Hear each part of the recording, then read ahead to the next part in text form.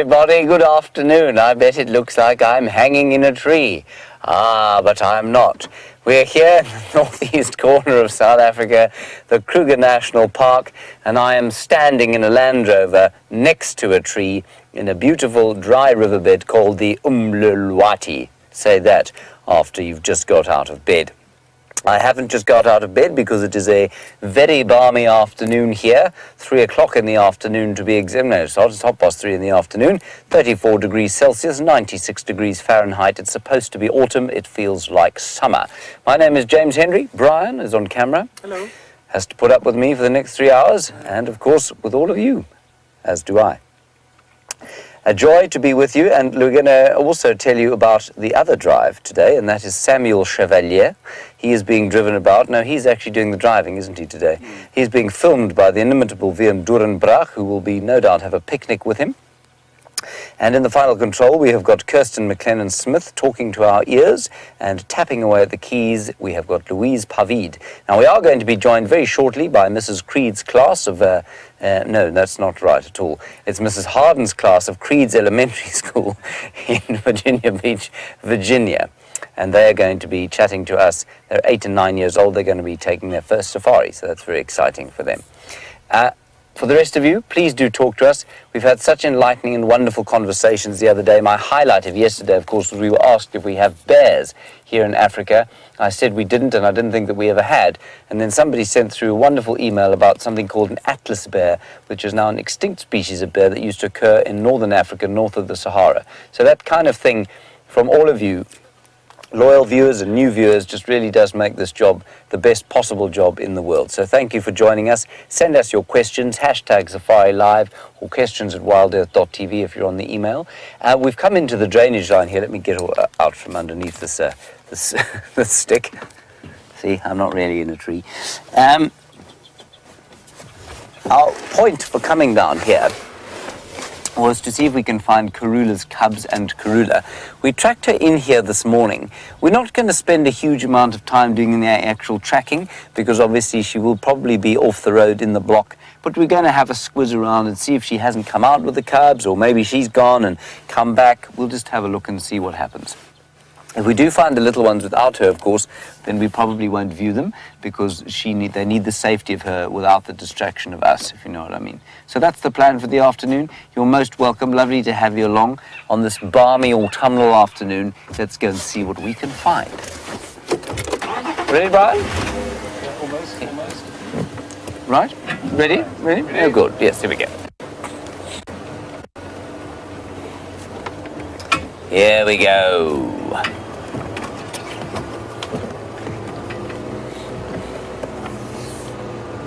Now, of course, as we go into autumn, so the weather will change, but so will all the trees, and most of them will lose their leaves.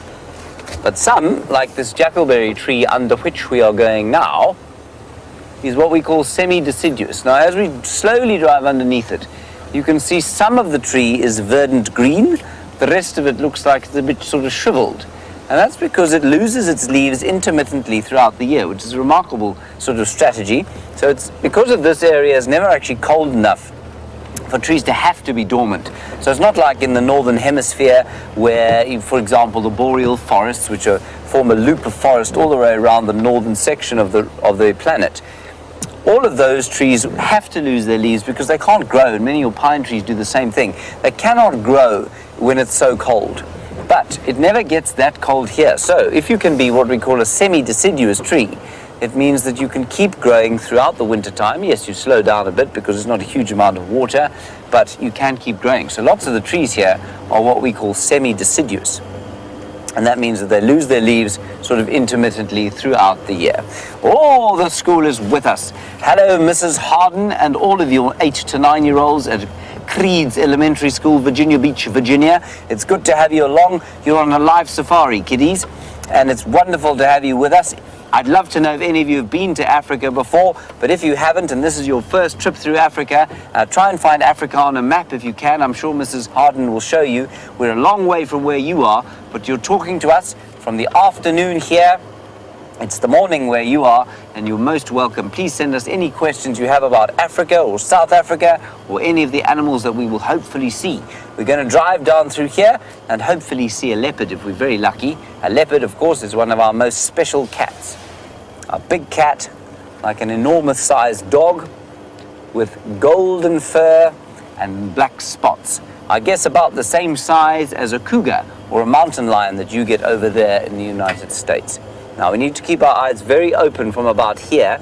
We had their tracks going into this area this morning, and we're going to see if we can't spot them. What you need to look for, everybody, is spots underneath the shade here.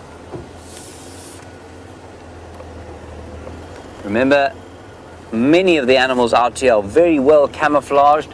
They like to hide from things because obviously we have lots of predators, lions and leopards and hyenas and wild dogs and cheetahs and jackals and African wildcats. And so lots of animals have to hide. They have to be camouflaged in order to escape being eaten by predators. And leopards, of course, we know love these kind of dry stream areas. And they love the dry streams because, as Brian was showing you there, Brian is on camera, by the way, and my name is James, we have got these areas where there are thick trees and lots of shade, which makes a good place for leopards to hide. And this particular leopard that we're looking for has got 2 little babies, and they're only about 3 months old, or about to be 3 months old at the beginning of next month. So it would be very special if we were able to find them in here, wouldn't it?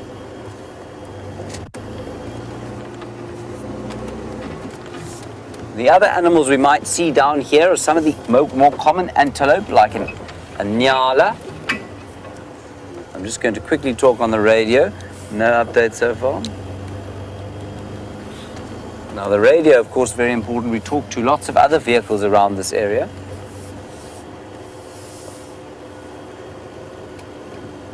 I can't see anything here. Alrighty. So the other things we might be able to see down here would be some of the antelope species, maybe an impala, which is the most common one, or a nyala, which likes to live in thick bush, or a kudu, which also quite likes to live in thick bush. And hopefully during the course of this little drive we'll be able to show you some of those things. But what you must remember, everybody, is that we don't know what's going to be around the next corner. It's like an enormous sort of mystery, an enormous adventure every time we drive out here. It's not like a zoo. There are no animals sort of in places where we know that they're going to be, so we have to find them every time we come out here. And that makes it very exciting because around the corner there could be absolutely anything. Sometimes nothing, sometimes lots of interesting things. Now, very luckily, we've got Sam out on the other vehicle, and he's found something very interesting to show you.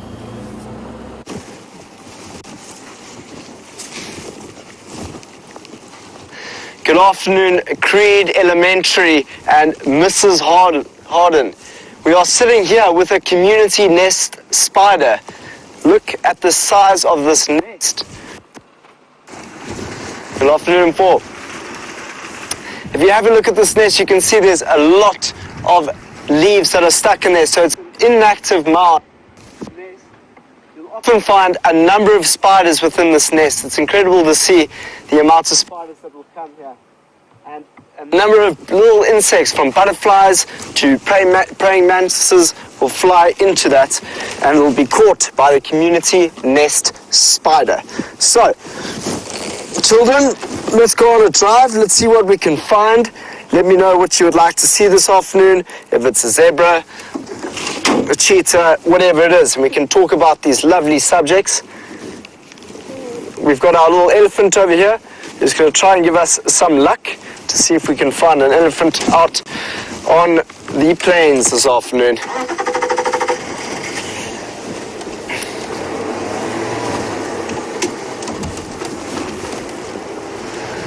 Jack is asking, does it ever get cold enough so that the animals have to hibernate? Yes, Jack, it does get cold enough for animals to hibernate. You'll see in about a month's time, all of this savanna will turn orange and red and turn into autumn, and then it's very, very cold. The mornings start to be freezing, and the little animals, from frogs to snakes, will go out and find burrows to nest for the cold months. The winter months here in southern Africa are not the wet season, it is the dry season. So you'll see there'll be a lot of dust and there'll be few animals, and all the animals will be competing for the watering holes. Have you guys got lots of spiders where you are? I'd love to know what sort of spiders you get there. Do you have any social spiders? That means a lot of spiders that live together in one nest, because that is the spider's nest that we just saw. So there was a leopard that was walking here earlier this morning. Who wants to see a leopard? Because I know myself and VM, who are on camera, wants to see one.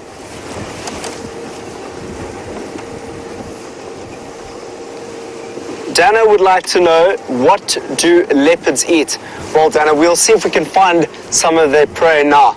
They like to eat anything from a little duiker, which is a small antelope, to an impala, to a kudu, a young kudu, because kudus are one of the antelopes that get really, really big out here in the bush. Also get a nyala, and these antelope vary from being quite secretive, so as we go slowly through the bush here, we'll see something like a kudu or an nyala. But then you get the species that like the open areas, which is the impala, and those are some of them. Ooh, just saw a bird that flew past. It went too quickly for us to catch and see. Oh, there's an impala. There we go. Our first antelope, everyone. It's an impala, so it's a big male impala. You can tell that by the horns, that it's a male, and it's solitary, so it's on its own. So it might be seeking a harem of females, which means it will go and look for a group of females that it'll then look after and try and mate with. It's that time of year, it's called the rutting season, where males compete with one another to then have a number of females. So that is one of the species that a leopard would like to prey on. There we go, you can see a beautiful shot of that impala now. Have a look at those horns. So these antelope are our most common out here, and for most of the leopards and the lions that are here will eat impala quite consistently within their diets. They're a very, very successful antelope. James, my co-pilot, has got some buffalo. Let's go and see how he's doing over there.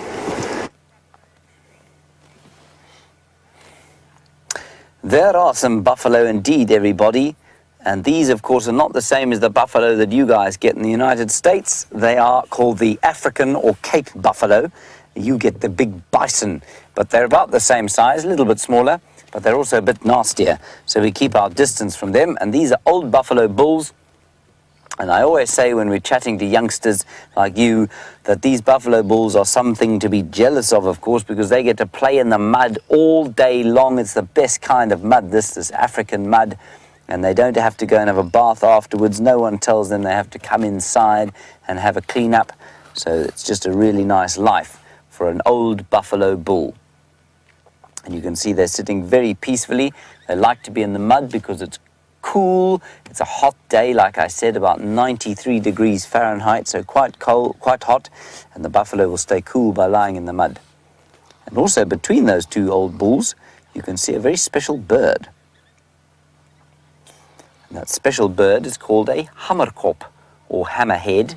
And you can see his head looks like it's a hammer, and what he's doing, he looks like, there are two of them. They look like they're standing very still. What they're doing is waiting patiently for frogs. They like to eat frogs.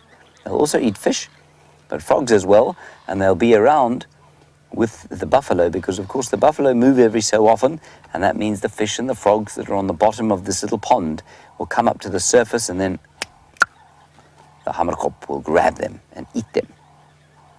Let's see if they catch something quickly. They've also got very sensitive feet. They're able to move very carefully in the water, and if they kick a fish or they kick a frog by mistake, then their beaks will shoot very quickly down into the water and grab it. You can see how everything out here, or many of the things out here, are shades of black and brown if they're animals, and beautiful greens, obviously, if they're trees.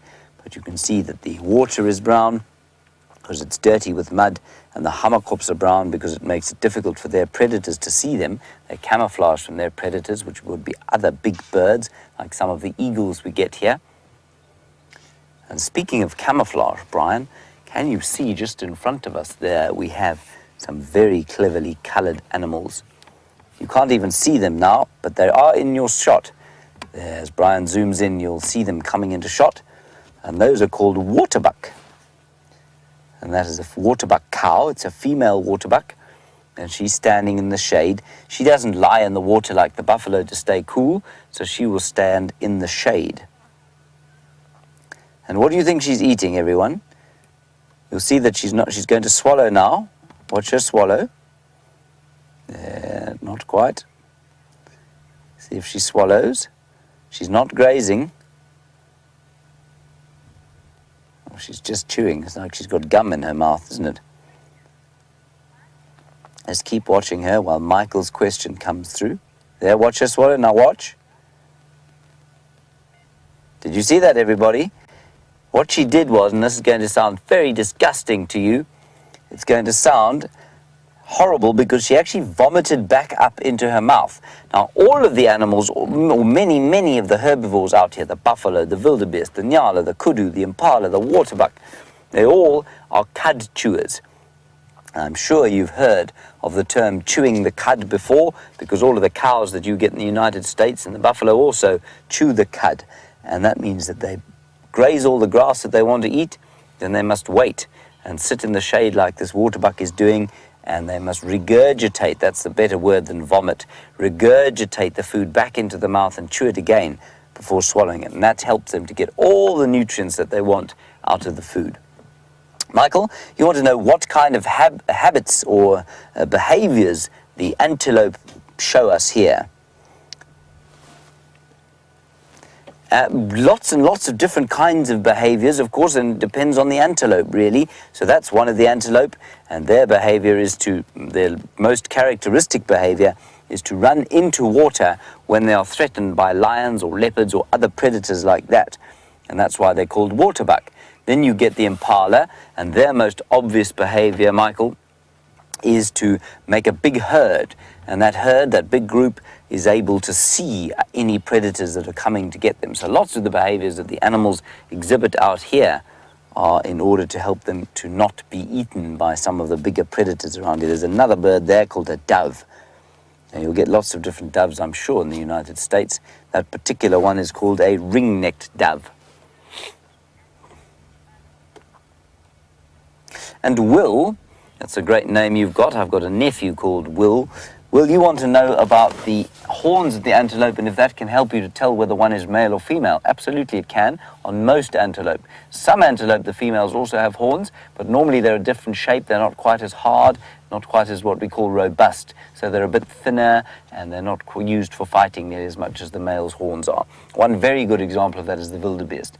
The females also have horns, but in the waterbuck and in the impala that you've already seen, the females do not have horns. Now, a buffalo is not an antelope, it's a bovid, but the females do have horns, very different shape from the males. We're going to carry on going here. And Torrin, while we drive along, we might see some more buffalo around the corner. I just want to see if we can't find those leopards quickly. Torrin, you want to know if buffalo are endangered. No, they're not endangered in nothing like, say, a cheetah or a tiger is endangered, but they are, just like all wild animals. They may seem like there are a lot of them, but compared with the number of people in the world, they are quite endangered. So they're not on an official list of being endangered like a tiger or a polar bear, but they certainly are not that comfortable. There are not that many of them around. There is a little baby waterbuck, look. So there's a baby and his mum, or her mum. Can't tell at this stage if that's a male baby or a female baby. And they'll just be quietly waiting to sort of go off to graze in the evening. None of the animals out here, they're a bit like us as human beings, like to be out in the middle of a hot, hot day. They like to rest in the shade, and then when it gets a bit cooler around sunrise and sunset, then they go off to graze. All right, Sam's got another wonderfully coloured bird to show you.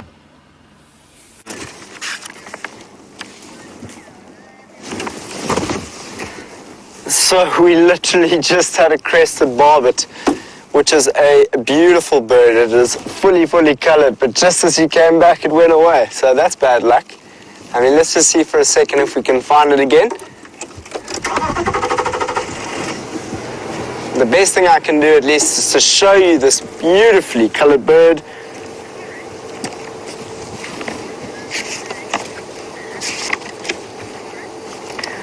Torrin would like to know what kind of birds help the animals. That's a great question.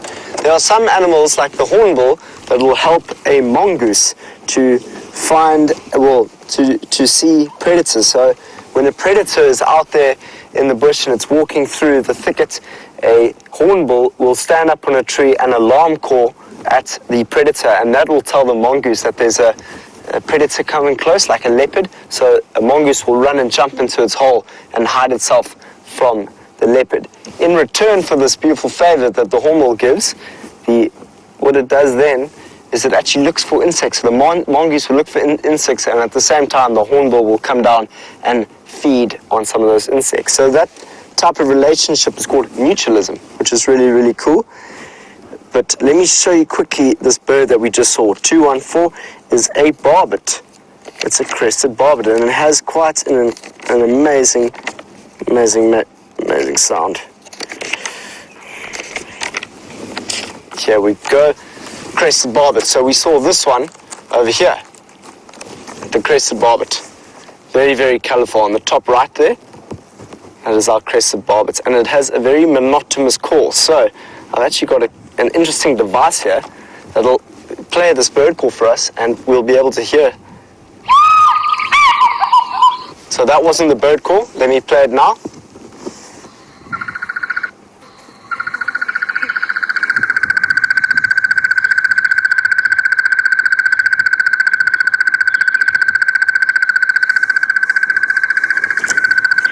So when you are walking through the bush one day and you hear that call that goes like that, that is most often, well, it will be a crested barbet. It has one monotonous sound, and that was the beautifully coloured crested barbet.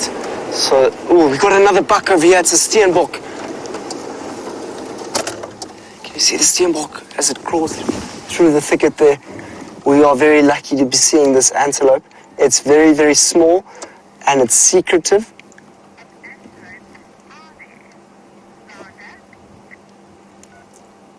You can see that it's just hiding behind the thicket there. It's seen that we're here, so we've got to try and be quite still as we watch this little buck. And it's a male. You can see it's a male because it's got the horns there, and often they'll be in pairs. So have a look around. Maybe there's another steenbok. It's called a steenbok, and the reason why it's called a steenbok is in English means a stone buck. So it'll sit in one place, and that'll be its kind of defense thing. It'll be able to stand or sit really still and not be noticed. So that's the steenbok, everyone. A very small antelope here. It's one of our smallest antelopes that we get out in the bush. Zander wanted to know how many antelopes do we actually get here. Zander, we get quite a few. We get a small one like this called a steenbok. We get the duikers, the red duiker, the grey duiker, the common duiker, sorry. We get a kudu, we get an inyala, we get a waterbuck. There's quite a few antelope that we get out here, Zander. You saw a waterbuck with James. How cool is that? That is a very cool buck to see, as well as this one here. This is a very cool sighting, everyone. You don't often get to sit with these.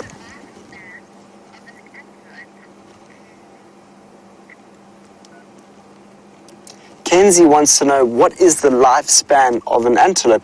Kenzie, it's very determined on the ability for that antelope to look after itself in that environment, and generally, bucks can live up to 5 to 10 years.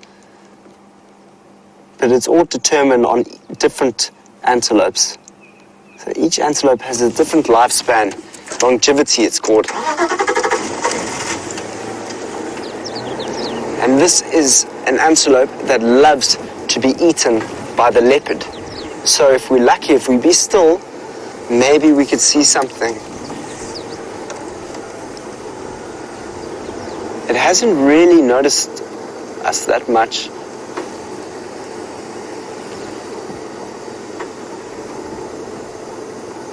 There, now it's noticed us, it's seen us. They're very, very quick, these antelopes, so hopefully we can actually watch it run.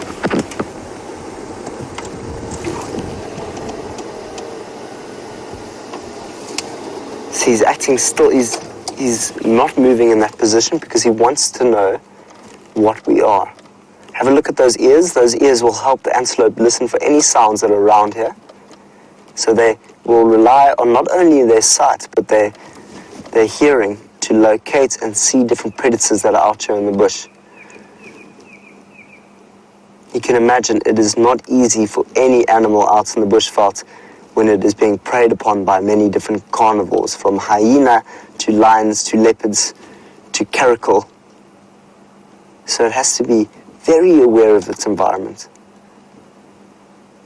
So wherever you are in the world, I want you to walk outside your house and try and be aware of your environment. See if you can listen to the sounds of the different birds, smell the different plants in your neighborhood. It's very cool that we got to see. Okay, so we're going to go a little bit further on and see what else we can find. Let's see what James has found for you.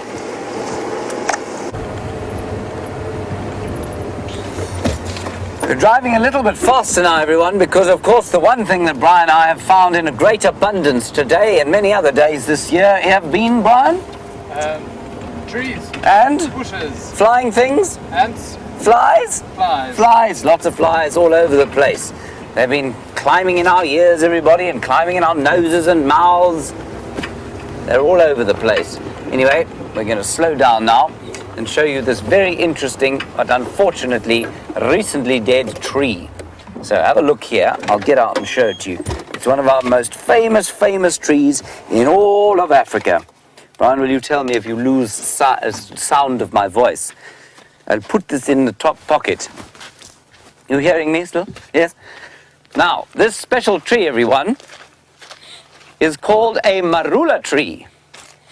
And a marula tree, excuse me,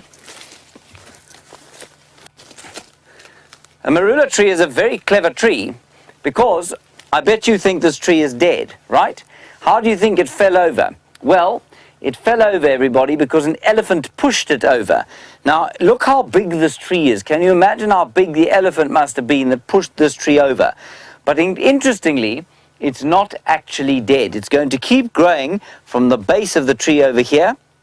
And many of the trees out here are so clever that they are able to cope with elephants pushing them over. And that's because elephants like to eat lots of different kinds of trees, and none of the trees that, well, die if they get pushed over would survive for very long out here. And it produces a very delicious fruit in the summertime, and it's very sweet. It's one of the only really sweet fruits we get here, and the elephants love to eat the fruit. Isn't that amazing? I've seen a leopard lying in this very tree.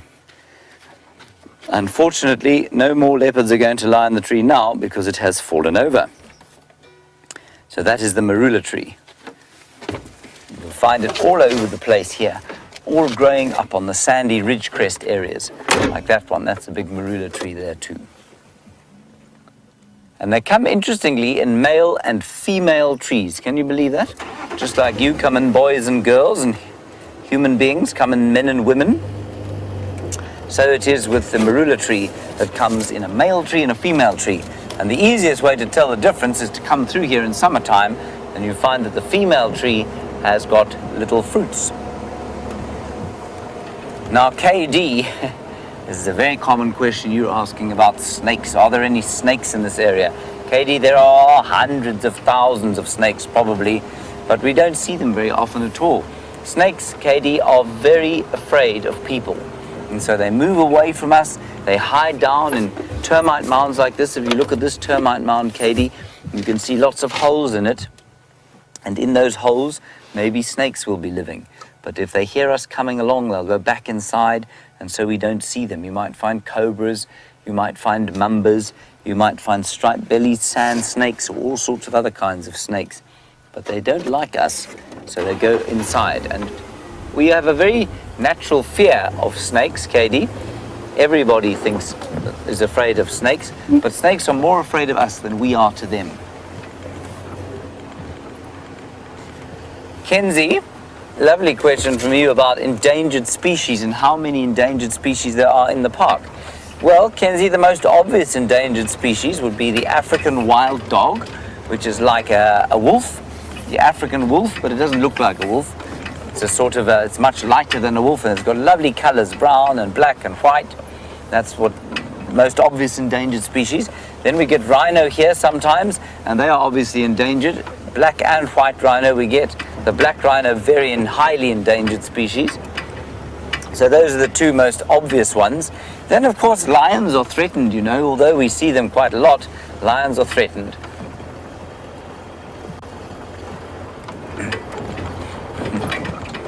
Hello, Colin. Black rhinos. You want to know how they communicate with each other.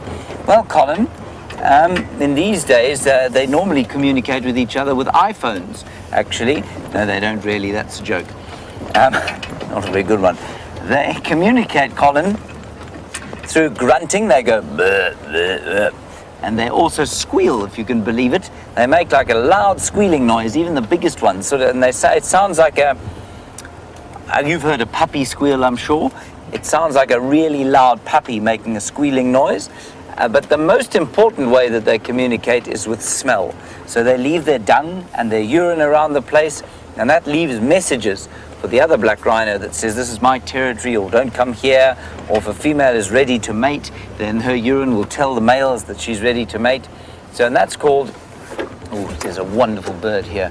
Look at this bird, everybody. Look at this beautiful bird. That's called a Batelier eagle. Look how he flies. That's Mrs. Batelier. You can see she's got white on her wings, underneath the wings.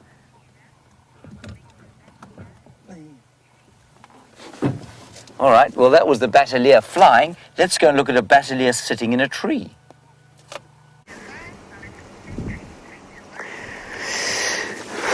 So you just saw a Batelier flying in the sky. And now you've got one sitting up on a branch here, close to Treehouse Dam. Ooh, and it just turned around to give us a beautiful pose. Have a look at the red beak. You can quite clearly see that it's a Batelier. And how do we see that? You can see, you would have seen that also from the way in which James was with a Batelier. You would have seen the flight pattern it has, very, very characteristic. It almost looks like it's walking on a pole. But what we can see here that's characteristic is the red legs and the red beak and that crest on its head. Isn't that a most magnificent looking bird? Wow, that's cool. There we go. So this Batelier is causing quite a bit of havoc around here. You can hear the sound of squirrels making a big noise, but a squirrel alarm call would not only be a Batelier making a noise, you could also hear squirrel alarm calls because of a leopard that's close by. And VM is the filmer behind here, and we both just found leopard tracks just down the road. So there's definitely a leopard in the area somewhere. And a Batelier sometimes can indicate that there's a kill somewhere close by. So we're just going to listen to see if this Batelier will do anything interesting, as if to give away the leopard. We've also, if you have a look over here, we've got an antelope, the impala, just beneath here, which is standing dead still, having a look into the bush, into the thicket. You don't have visual on it at the moment. It's on the left there. Yeah, there we go. So,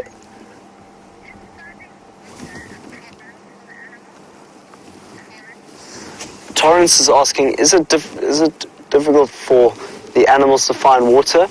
Well, Torrance, there are actually some watering holes here, and so there is a possibility for animals to get to a spot of water.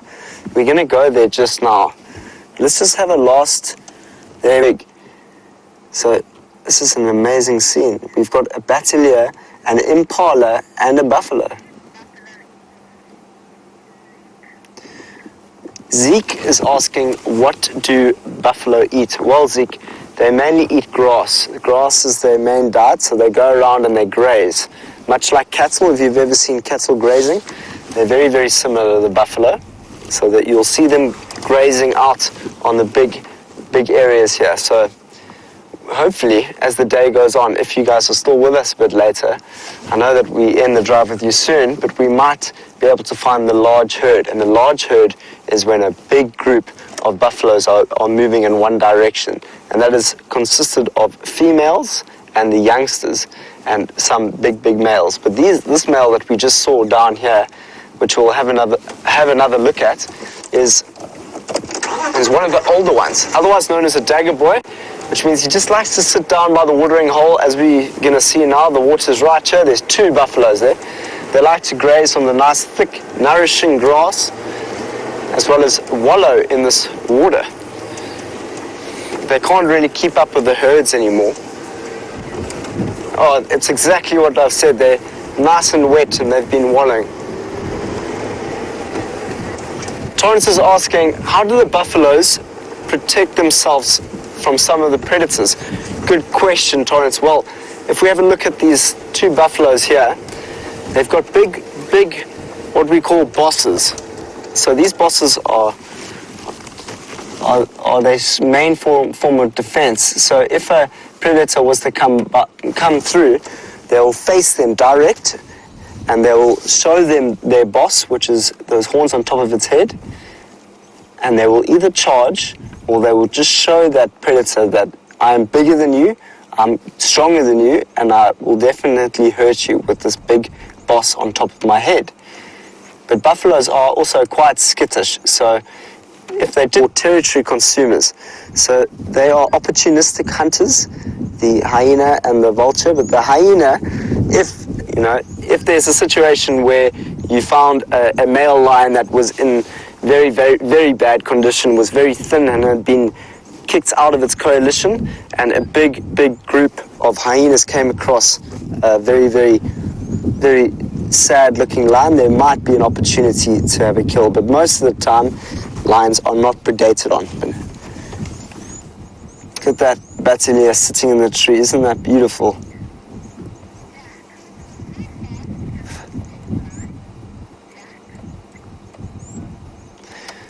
Wow, Jack asked a good question. How fast can the eagle fly? Jack, I don't have an idea of how quick they can fly. I just know what one of the quickest birds are in the world, which is a peregrine falcon. Which I'd love to see that bird fly one day, but I'm not too sure what the quickest flight of bird is, Jack. Have a look, see if you can find out the answer, and send it to us. #SafariLive. This is how fast an eagle can fly, and then we can all learn together. Thank you, Jack.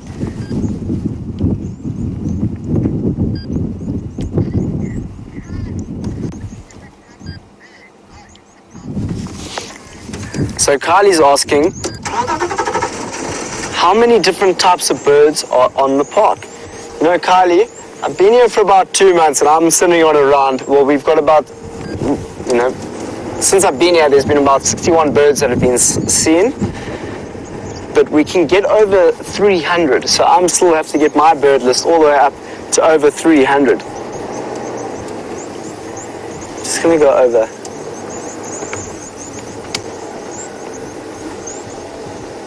Okay, so we're going over the dam wall. So a lot of animals will make their way here.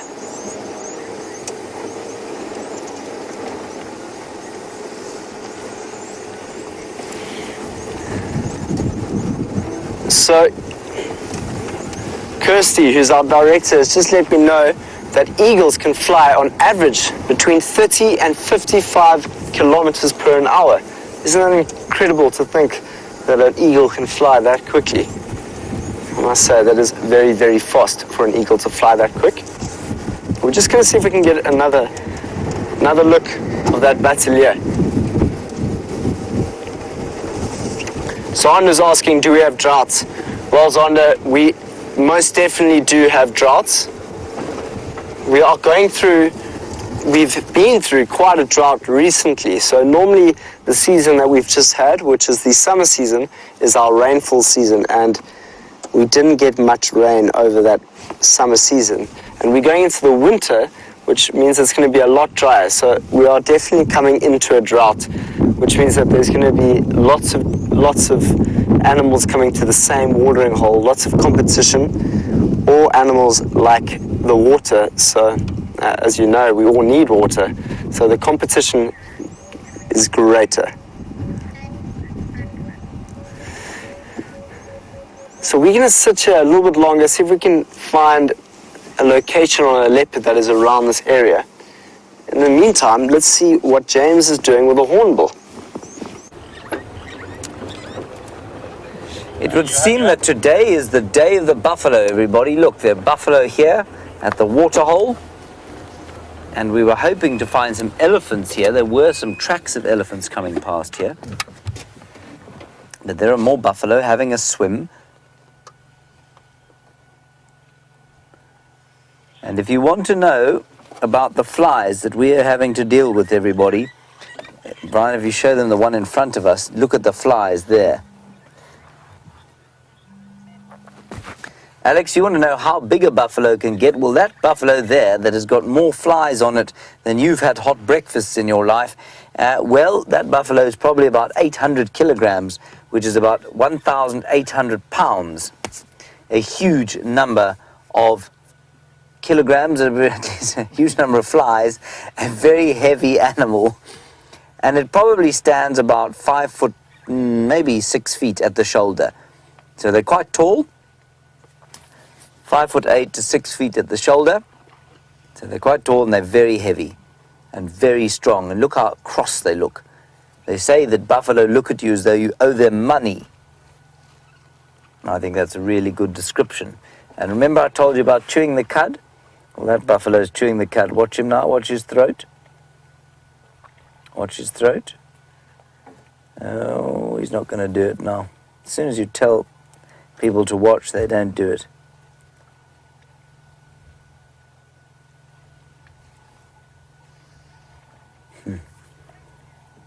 Isn't he? He's still a very wise old fellow, isn't he? And Meave, you want to know how I can tell how old this buffalo is? Well, Meave, we don't know exactly, but you can sort of tell by what we call a process of deduction. So we know that buffalo live to around 15 years in the wild. We know that buffalo live on their own once they're not in, when they get a bit older and they don't live in the herd anymore. So that's probably after the age of 12. So we know that he's probably between 12 and 15 years old. Then if we look at his horns, we can see that the keratin, which is that black bit on the top, has been rubbed off by constant rubbing on trees. So those horns are not in great condition. So maybe he's a little bit older than 12, not quite 15. Maybe he's about 13 years old. Then we look at his ears. We see they've been torn up a bit. So he's probably, yes, about 13 years. And between 13 and 15. Then we look at his skin, and we see how good is his skin condition, and is he looking skinny, or is he still sort of big and strong? He's quite big and strong, but not very. So I would say that he is between 13 and 15 years old, Meave. But more accurate, and I might be wrong, he may have just had a very hard life and be younger than that, or had a very easy life and managed to stay young. Torren, you ask a very, very clever question here. You say, what animals don't have any natural predators? Well, out here, I suppose you might say a big bull elephant doesn't have a natural predator, because nothing can kill a big bull elephant unless he's very sick. If he's very sick, then it's possible that a lion could kill him, or many lions could kill him. But unless he was very sick, it's almost impossible. So a big bull elephant. The other one is a big crocodile will have no natural predators. And there might be crocodiles in this water, there might not. It's impossible to tell, and that's why we never ever in Africa do we come into water and swim in it unless we can see all the way to the bottom and unless we know that there are no crocodiles. Crocodiles can move big distances. They could be in this water. They might not be in this water, so we would never swim in here. But a crocodile, a big crocodile, has got no natural predators. What a very nice question. Thank you, Torrin.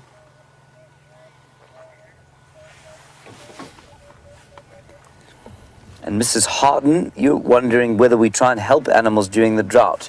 Well, we sort of do, in so much as there are these dams. Now, this waterhole here is not natural, it's man-made, and so that will help animals during drought times. We will pump water into sort of selected areas and create artificial pans or ponds where the animals can come and drink.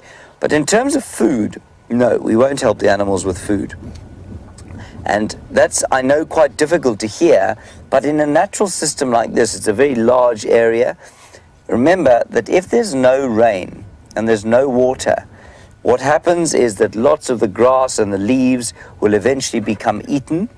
And if you provide food, the animals don't die off. And if they don't die off, the next time there's good rain, then all of the grass and all of the leaves on the trees will be overgrazed and eaten away, and that will create a collapse of the ecosystem. And so it's perfectly natural in natural areas for animals to experience what we call die-off, where they just don't make it through the dry season because it's just too dry and because there's not enough to eat. And we have to allow that to happen. And sometimes it's very painful for us to watch that happen, but it just has to happen because it's a necessary part of a natural system. Look at that old boy. See on the top of his horns there?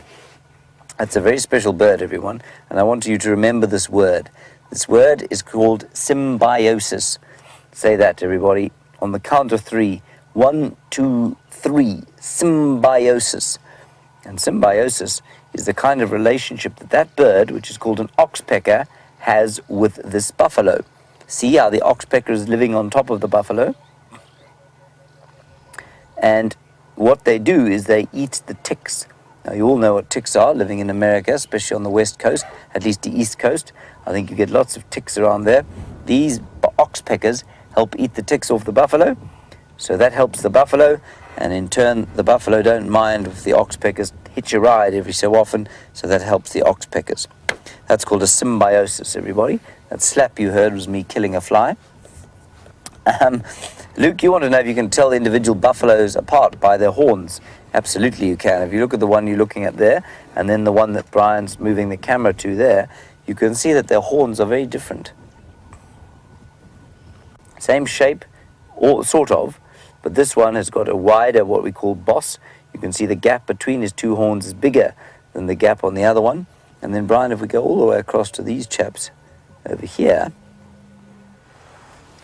they're probably a little bit younger, but not much. And you can see that his horns are flatter. They don't stick out as much as that other one's. So it's like an individual haircut. That guy's having a very nice sleep, isn't he? So comfortable in the water there. I was hoping to find some elephants here. They don't seem to be. Just listening carefully to the radio. Now, Corin, before we move on from here, you've asked a lovely question about woodpeckers and whether or not we get different kinds of woodpeckers here. We get 4 different kinds of woodpeckers in this area and about 10 different kinds of woodpeckers in South Africa.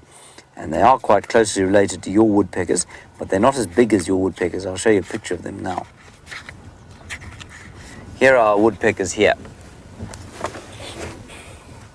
Those are the 4 woodpeckers that we get here. They're called the cardinal woodpecker, which is number 1. There we go.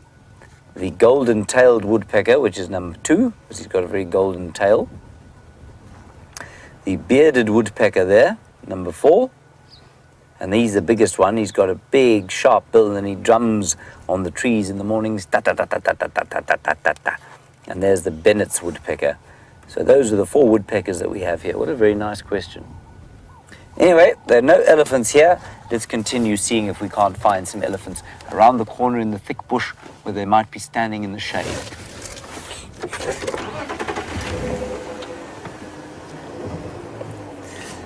And Mrs. Harden, you want to see some zebra and giraffe. I'd also like to see some zebra and giraffe. But as I said at the beginning, we just don't know what's going to be around the corner, what's going to be where. So we might be lucky to find some zebra, but we don't know where they are all the time. And likewise the giraffe. We just don't know where they are all the time. So every time we come out here, we start looking for things again. So sometimes we see lots of zebra, sometimes we see none. And that's the excitement of being on a game drive.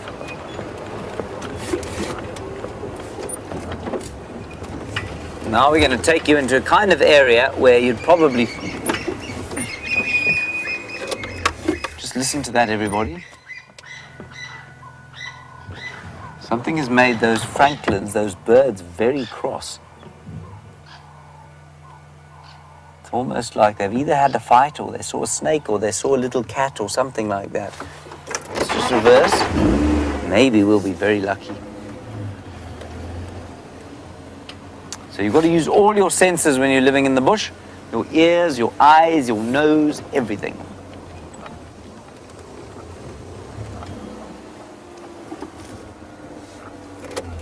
Just going to look with my binoculars. Very important equipment that we have out here is a pair of good binoculars. These ones I have stolen from a friend of mine.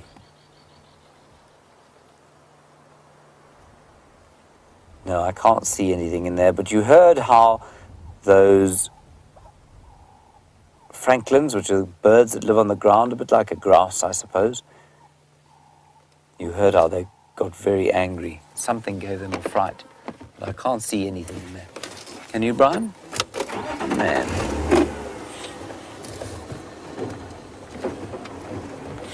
Oh, flies again, all over the place. Now, Meave, you're very enthusiastic this afternoon, which is wonderful. You want to know how many buffalo you normally find in a group? Well, Meave, normally we'd find sort of a group like that of bulls, and that can be sort of 1 up to 10.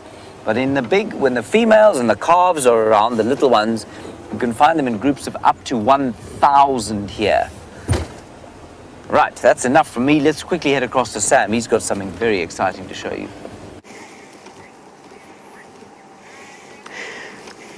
So we have a vervet monkey in the tree. There's not just one vervet monkey that's sitting over there. There's another 2 sitting in the tree there. Is there more, Viam? Viam spotted another one. Hello, little monkey. So these are we're sitting in a drainage line. What looks like they are in a marula tree on the right. So James showed you a marula tree earlier, and the timbuti next to it.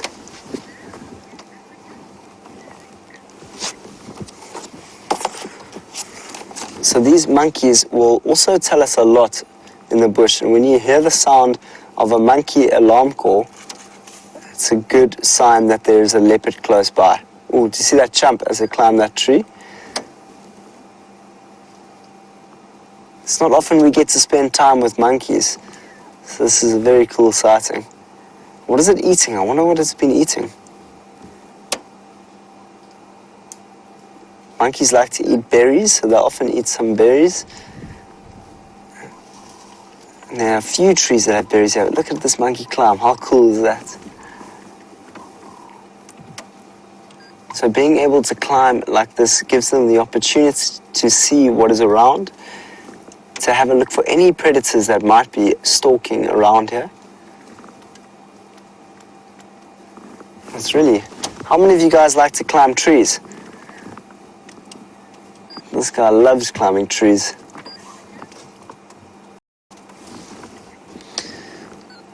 Oh, he's resting on that branch. He is resting very well on that branch. Must have been a long afternoon. That's often how you see a leopard lying in a tree, and now we can see a monkey lying in a very similar position to a leopard. Zeke wants to know if we have any lemurs in southern Africa. Lemurs. I have not seen a lemur. Sorry, Zeke. I don't think we get lemurs.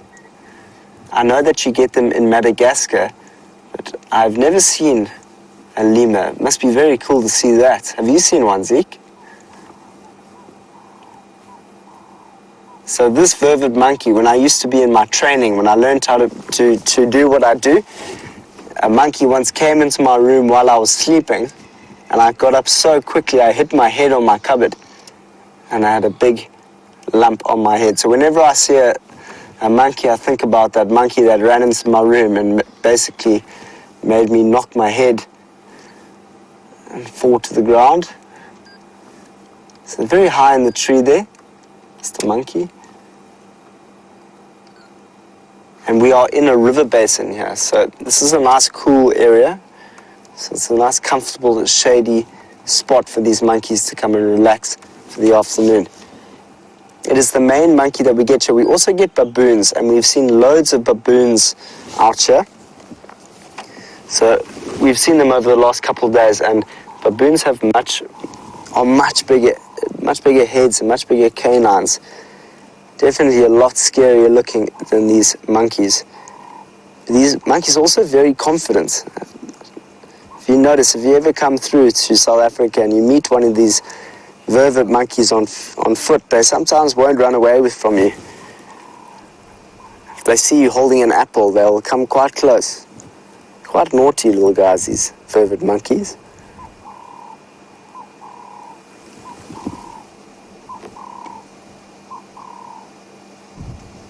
See the sun shining onto that vervet monkey as he climbs the tree.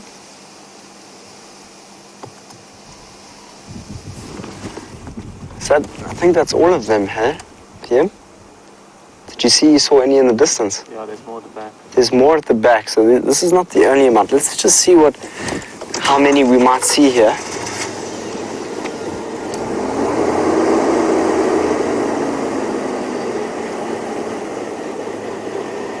There's more monkeys around here. There's a monkey sitting in the tree there, so the sun is right in the way.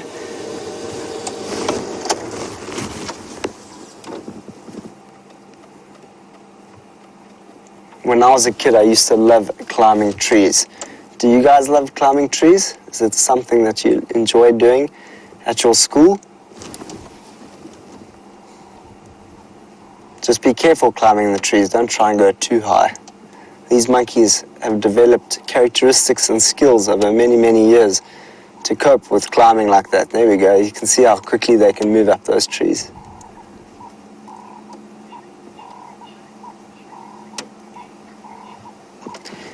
We have had an incredible time having a look at all the different animals with the kids today. Thank you so much, Mrs. Harden, for allowing us to take your kids on this epic adventure through the African bush. Hopefully we'll see you guys soon, another time, and we might just have a predator when you definitely come in. But please don't be scared to follow us. You can follow us online at Safari Live, and you can join our adventures every single day out here in the bush and see what the animals get up to, see what we get up to while we're trying to find them. And it's just a fun, interactive journey that you may join. Other than that, enjoy the rest of your morning, afternoon, wherever you are. And we're going to go and see what James is doing with the kudu. Hello everybody, here is a herd of kudus. I'm just pausing in that thought because it sounds like a squadron of Messerschmitt flying over circa 1940. Luckily it isn't. Never mind, there we have a herd of kudu browsing through the woodland here. They've become almost invisible already, but there are about 10 of them. It's quite a big group. 2 lovely big bulls walking through there. There's one. Well, he's not very big yet. He's a youngster. He's probably about 4. I'm leaving the Madodangala sighting. Let me just turn that down a bit.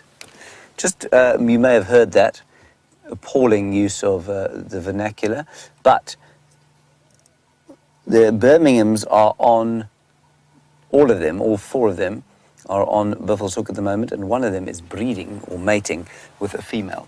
I think possibly almost certainly from the Nkuhuma Pride, because they were also up there. So that's more good news. We think at least two of them are pregnant. Might be a third coming up soon. Great news, great news. Right, we've come along here hoping to find a herd of elephants or something grazing through this woodland. We haven't found that yet. We have found some kudus. And we'll go and do another loop past where we thought Karula was with her babies a little bit earlier. Not going to do too much in that area. I don't want to create too much of a stink around the place. So we might then go to Cheetah Plains and see what we can find over there. But we'll make that decision when we get down there.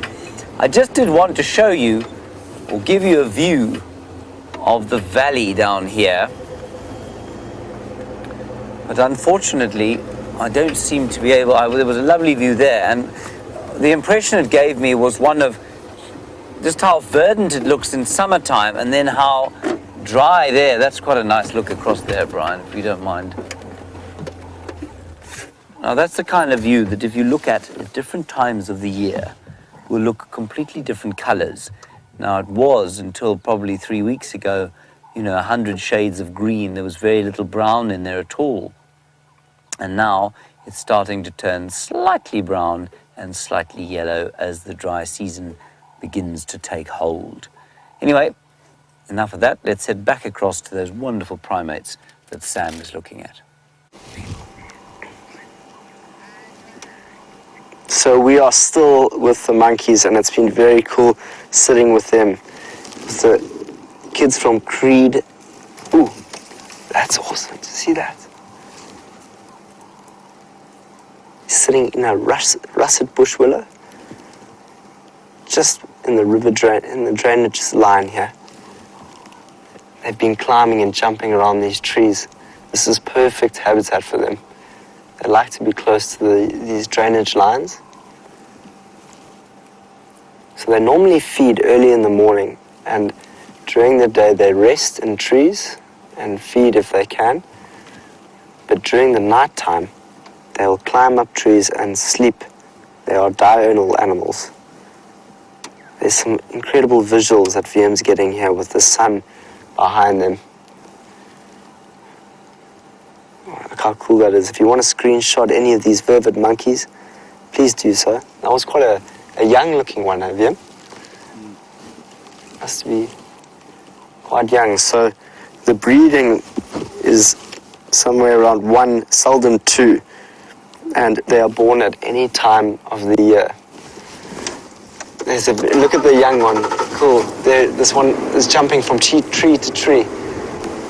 Look at them go. Awesome.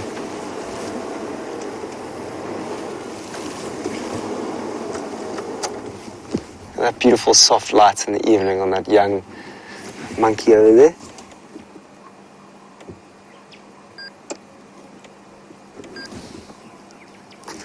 So their gestation period is just 7 months. I'll have them at any time of the year. This is so cool. We don't often get the opportunity to sit with... This one's eating something at the end of that tree. What is it? What's it eating? It looks like it's eating a seed pod.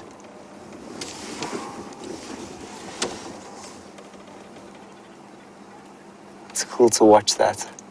So as I said, monkeys are normally quite skittish.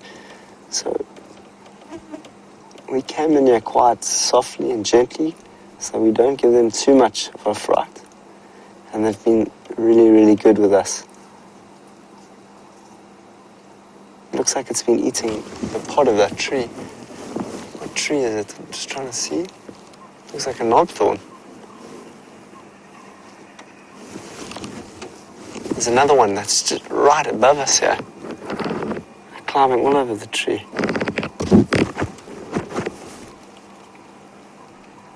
It's incredible how quick they can climb.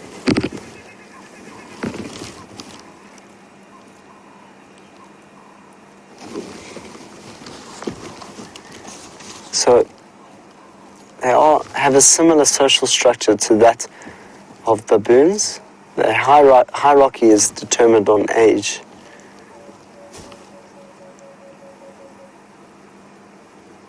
So, there he is. Can you see him there? Can't see him in there. One just sitting at the edge of this tree. Almost feels like he could just jump on top of our vehicle.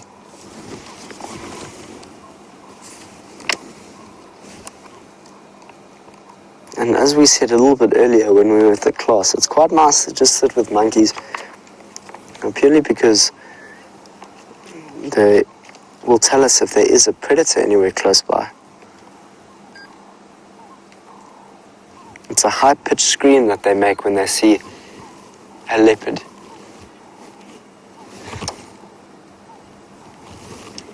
And the males are quite a bit larger than the females.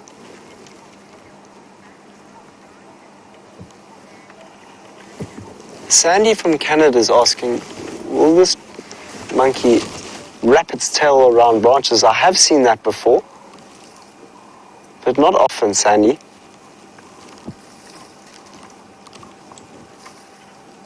You don't often see that. They mainly move around with, you know, it's coming quite close to us now. So this is quite a rare experience that we're having here, having the monkeys quite close. They would be behaving a lot differently if we weren't in our vehicle. So the vehicle actually gives us the opportunity to really experience the animal.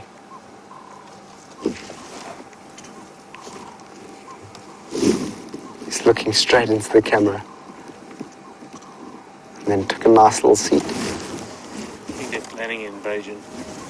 VM thinks that they might just be planning an invasion on us. I reckon they can see your banana, VM. Yep.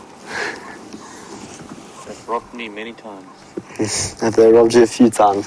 So they often come into our camp and try and take all the fruit from our fridges. So hyenas and these monkeys can be the most difficult things in terms of human habitation out here in the bush. Difficult in the sense that they will not be scared to come and take some of our food. Look at that tail hanging down. Very cool.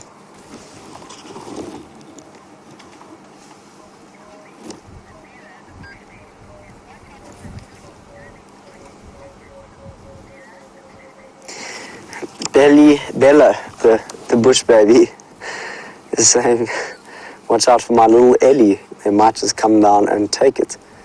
Don't worry, that Ellie is just not far away from me. I can grab it as quick as possible if I see one of those monkeys coming to fetch it. But to be honest, if they did come in, oh, look at that sweet, that's so sweet. If that little baby came and took my Ellie, I would just let him take it.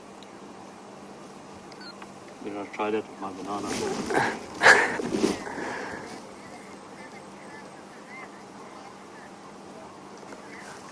Dina's just commented and said that she's never had this much time with the vervet monkeys. Dina, neither have I. I've never had this experience, and what was quite interesting is that we came in very, very slowly. And I think that the way in which you interact with the animal from the beginning will determine the way in which we can see them. So we just sat here and they came and started playing in all the trees here. They're very, very relaxed with us here. If you can hear that bird call in the distance, that's also a very, very common bird that we get out here, but it's a bird that we haven't put to our bird list yet. It's called the rain bird, otherwise known as a rain bird. It's a kukul. I'll show you that bird quickly. There goes. Looks like he's trying to get water out of his ear.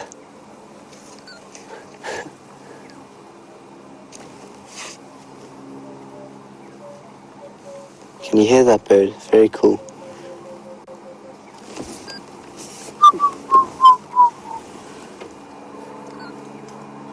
Have a look at that, the features on the face of that vervet monkey. Dark, dark eyes. It's got that white lining around its face, very black face. And what's also a very common characteristic is the blue genitalia. So that's also something that can tell the difference between some of the monkeys. It's quite similar to that of the Sykes monkey, which I haven't seen before. Very similar to that one.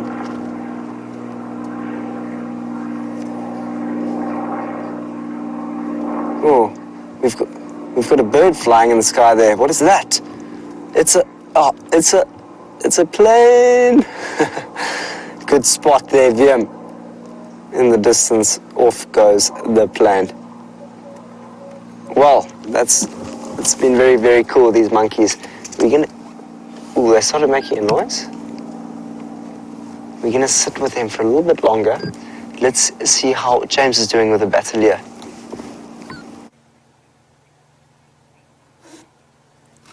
A feast of batelier that we have here. A male and a female here sitting on a tree. And the female is the one with the, I can never remember this, let me just quickly check. You can see one of them's very sort of brindled on the back, and one has a grey and shoulder patches, and that is the distinguishing feature when you see them sitting like this. I, of course, can never remember which is which, but I will tell you shortly. It is the female who has, oh no, the female is the one closest to us with her back to us. We know that because of the white primaries underneath the brindled part of the wing there. The male is black underneath the grey shoulder patches that he has. They almost look like they want to take off and fly. And this is perfect weather for a batelier to fly. It's warm, so there's lots of hot air coming off the ground. There's also a nice breeze. Now, what that means is that they don't need to go up too high to maintain height. They can fly a little bit like a seabird, like an albatross or a petrel, which flies very low to the sea surface, but only because there's always a wind. And a batelier doesn't like to fly too high, and so a breeze like this, which is consistent and coming out of the southeast, they can use very nicely to fly around. They are such magnificent eagles, and not found anywhere outside of protected areas. They're tremendously susceptible to carcass poisoning that a lot of farmers engage in. Livestock farmers, I mean. And I suspect also with those colours, they have fallen prey to many poachers over the years. Are they not special? I think that's fantastic sighting. This couple seems to live around here, and I've seen them with a juvenile less than 7 years old and a semi-adult, sort of probably about 5 or 6 years old. And I'm sure that those are both youngsters from previous clutches that these two have raised in this area off Mumba Road. Right, now we've come onto Mumba Road in the hopes that Karula has popped out of here after her foray on Leadwood, which is just to the south of where we're sitting. So let's just see if she hasn't popped out here. We'll have a look on the road for a few tracks. Otherwise, we'll see what else we can see.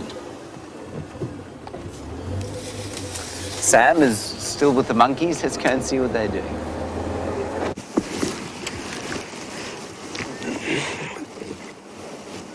So the monkeys are even more relaxed than they were before. And what's a little bit concerning is that they're now surrounding us from every single angle. So there's some behind us in the trees, which you can't see as clearly as the one that you are seeing now. So we're just going to sit with this one. Ooh, is it eating one of those seed pods? I thought I saw it eating a seed pod. But I was just saying to Wiem, what would we do if they all came and jumped in our vehicle? What would you do, Wiem? Run away. Wiem says that he'll just get up and run away.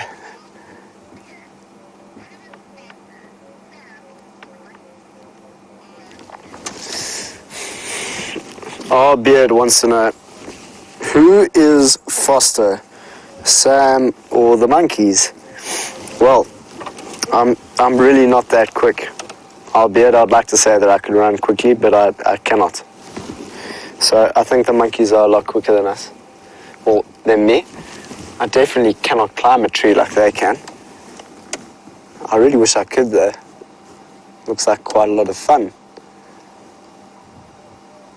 And what's awesome is sometimes you'll see baboons grooming each other, and that's a real treat to watch sometimes.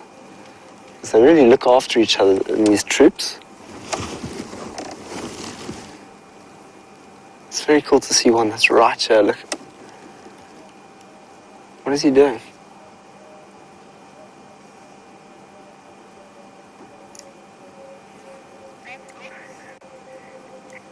What are you doing? What's he doing, Wiem? Gonna come for you. He's tuning you. Looks like he wants to say something to us. Okay. It is incredible with that soft light that's coming through the trees there onto this monkey. Here's one right here. So they're literally just behind us now. Thanks, I'm just going to turn around to show us the ones that are on either side of us. So when I say that they really are closing in on us, they are very comfortable with us being around them, which is quite cool. But they're definitely looking very relaxed. That was a cool jump. Did you see that? Potentially that monkey's now going to run up this tree, so let's hope he does that. And then we can really see the acrobatic skill. There he is. There's another one jumping. There he goes. Oh, he just did exactly what I asked him to. It's nice of him, or her.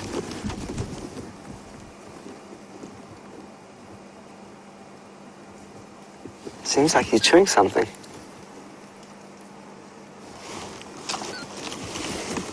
I'm just going to go and have a look in my mammal book to see what they actually like to eat. What is the main food that a vervet monkey likes to eat? Let's find that out.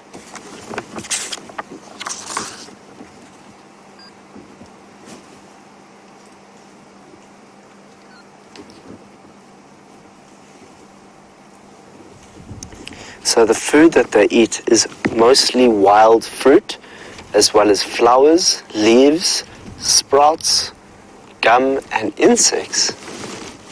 That's cool. So as they climb these trees, they'll be taking off some of the ants that might be climbing around it. So their biggest enemies, which is quite interesting, is a leopard and a crowned eagle. So a leopard is the greatest predator of a monkey, and I would say that is because a leopard can also climb a tree. And that's why it's really, really a good sign when you hear a monkey alarm call, because that means that a leopard is close by.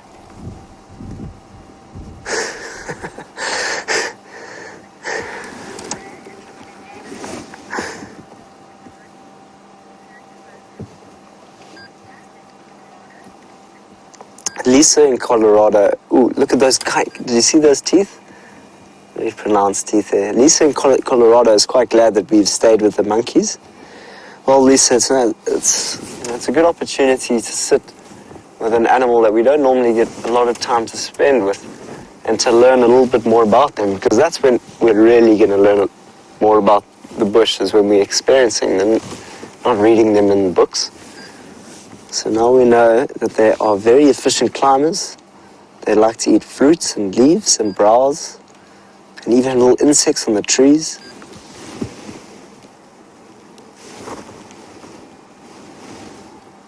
And very, very good acrobats. So they are surrounding us again. So I think Wiem is going to defend himself with a banana. Ex-Ranger says that she wants to watch Planet of the Apes after this. Ooh, look at that. There's one right on that stump there. That looks very cool. Scratching his head. Ex-Ranger wants to watch Planet of the Apes. I've never seen that before. I don't know if I intend to. It sounds quite scary.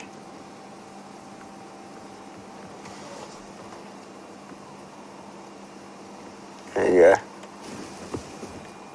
So we don't often see the monkey on the floor, and this monkey's now having a little walk on the floor. There it comes.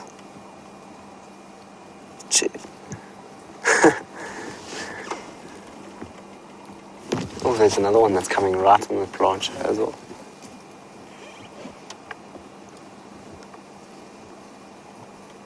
See, the longer that we stay here, the more confidence and relaxed that they actually get here.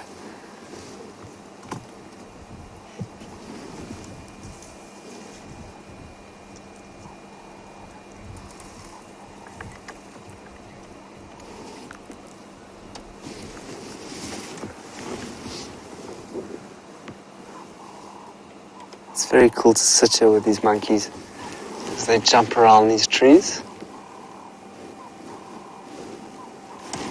Can you see one there, Vim? Oh, there he is.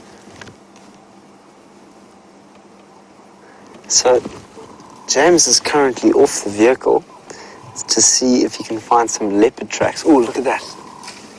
Quick run across.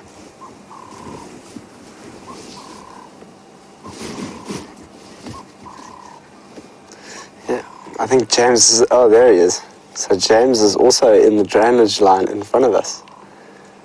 So we could potentially see a monkey walking around around us here. Jokes, James. I don't imply that you're a monkey. You're Frodo Baggins. There he goes. Look at that. Can you hear that bird? Two Polly, two Polly, two Polly.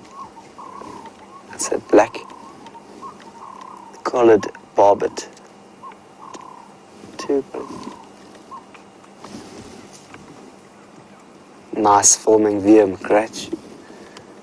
They're quick when they get on the ground there.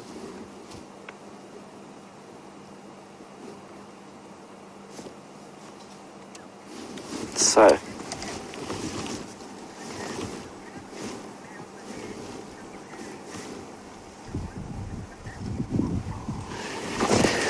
Sean from Secunda is asking, can a big male baboon kill a leopard? Well, it's very, yes, of course they can, you know. Especially where I was in the Cederberg Mountains, there are many, many baboons out there, and as well as there are leopards. So the two main predators of the Cederberg were the black eagle and the leopard. You can imagine the leopard would have preyed on a baboon every now and then when it was desperate.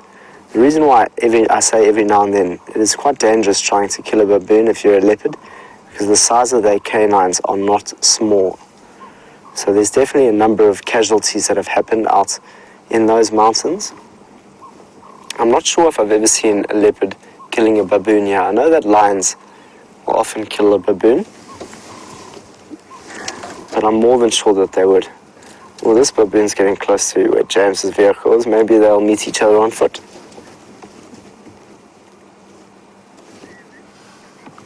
I meant to say vervet monkey, not baboon. I was talking about baboons. Okay, so they've jumped around the tree around us. They threatened to attack us. Thank goodness they didn't attack us. And now they are in the brush to the right of us. And James is out looking for a leopard just in front of us. So these baboons will be on his team, on the tracking team with him, because if they see that leopard, they will basically point out that leopard for us.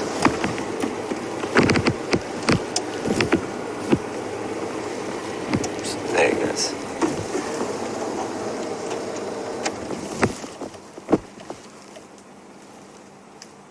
Aren't these trees beautiful in the drainage line here? These monkeys play around them. It's like a big jungle gym.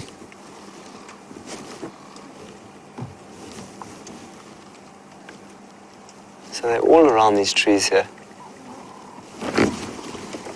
It's getting quite thick in here. Let me see if I can get into another position.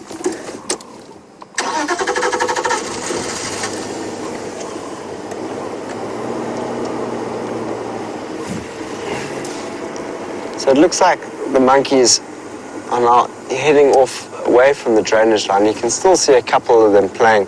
There's one that's right on top of the tree there. You can just see his tail playing. But it looks like they're starting to head out. So I think with that, let's see if we can head out at the same time and see if we can find something else before the sun sets this evening.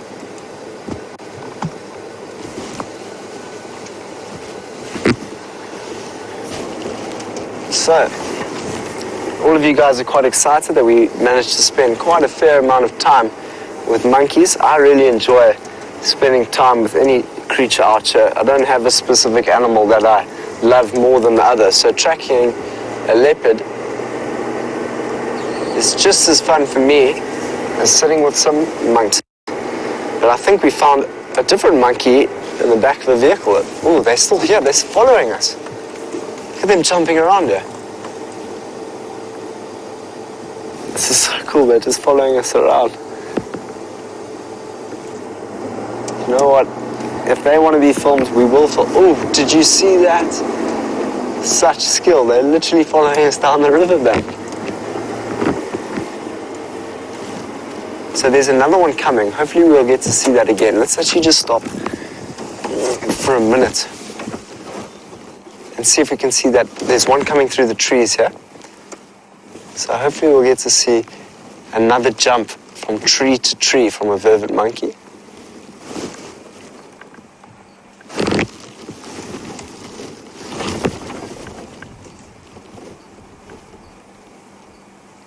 Can't see him right now. Can you see him, Ben? Yeah, there comes one. So the one's in the right there, in the tree. Maybe if I just carry on moving, they'll follow us because they're literally following us down the drainage line. Now you can actually see them. They're all starting to move into this tree now. So if we wait a little bit longer, we might see, there they come. This is awesome. This one's jumping up the tree. Both of them are jumping up. They're climbing all the way to the top now.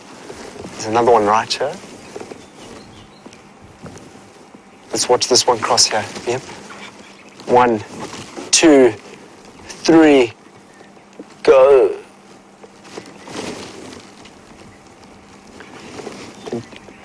Debbie in Vancouver is asking, will these monkeys look out for leopards? Debbie, they most certainly will. Their biggest predator is a leopard. So as soon as they see that leopard, they'll start making a very... that was the greatest jump. Jeepers, that was awesome. That was so... Wow. So this is high monkey spectacle that we've got going over here.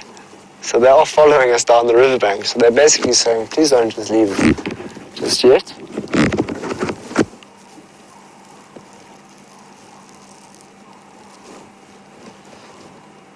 I've got a good feeling that we should sit here just for another 3 to 5 minutes. Watch them jump from tree to tree.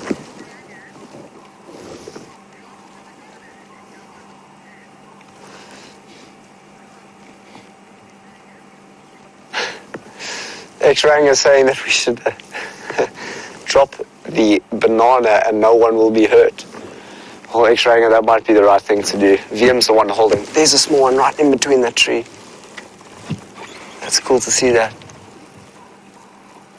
He's learning how to climb trees, watching his fellow family jumping from tree to tree. Must be an exciting thing. Damn it, we just missed one jumping across. There's just too much action going on. X-Ranger, VM is the one that has the banana. He hasn't eaten it yet. Yeah, I'm not going down without a fight. VM says he's not going to go down without a fight. So, if anything, he'll use his banana as a sword. But I heard earlier, you said you would just run away, didn't you, VM? It's part of the tactic. It's part of his tactic, okay. So there's one that's jumping up into the tree now.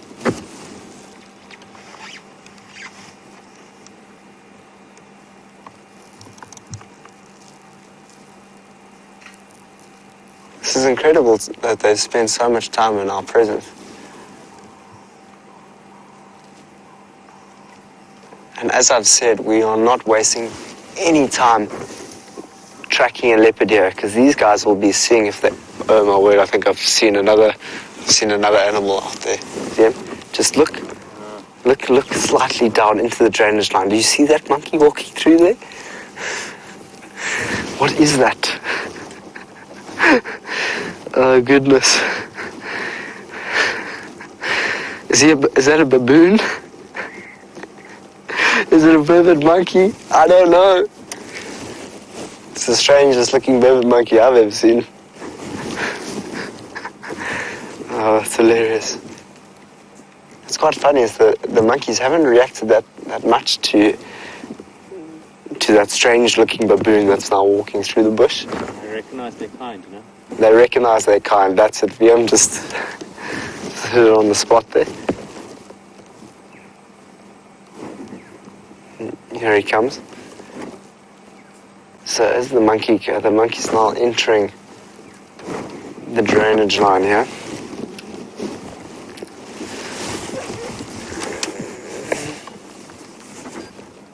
How's it going, James? Yeah, yeah. Have you found any tracks out there? No, I haven't. Did you see any earlier? No, nothing here. What species of monkey are you? Oh, I think I was going with Australopithecus africanus today. That was my general intention. Well, we've just got Ancient hominid. ancient hominid. Yes, yes. We've just got a comment saying that you are not a baboon, you're a buffoon. A buffoon. Is that from the Final Control or from a viewer? I don't know if that's from Kirsty in Final Control. Yeah, that's probably exactly who it's from.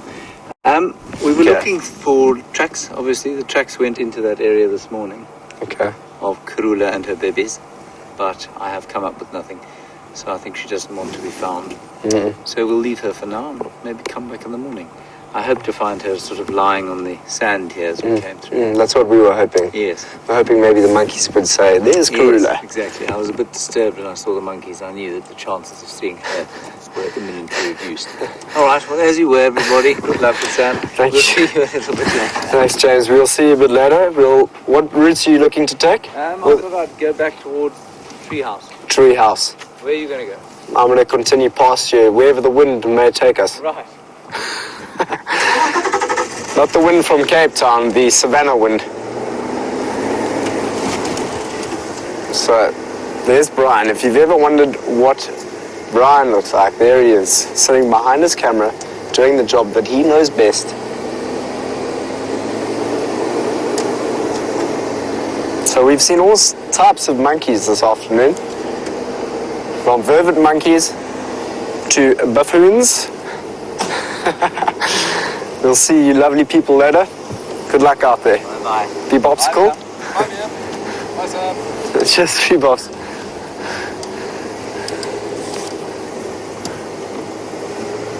So that was fun, watching them all. Right, let's go see what else we can find. The opportunity of finding other animals is still happening. The sun's still up. Leopard time. You want to go find Karula? Leopard time. It's leopard time, that's what VM says.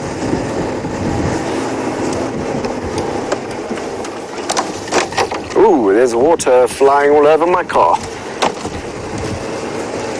I wish you could feel what it's like to be in this drainage line with us. I'll give you a little bit of a feeling. It's quite warm. There's a little wind that's coming in this direction. It's not as crispy as it was this morning. It's still that warm, you know, that warm feeling that you get when you're out on a riverbed or sand. You know, it's like heat coming off sand that's been hot all day. That's the best kind of description I can give you. As well as the sunset that's about to come out. So we'll see if we can get to that sunset. Mr. Ellie.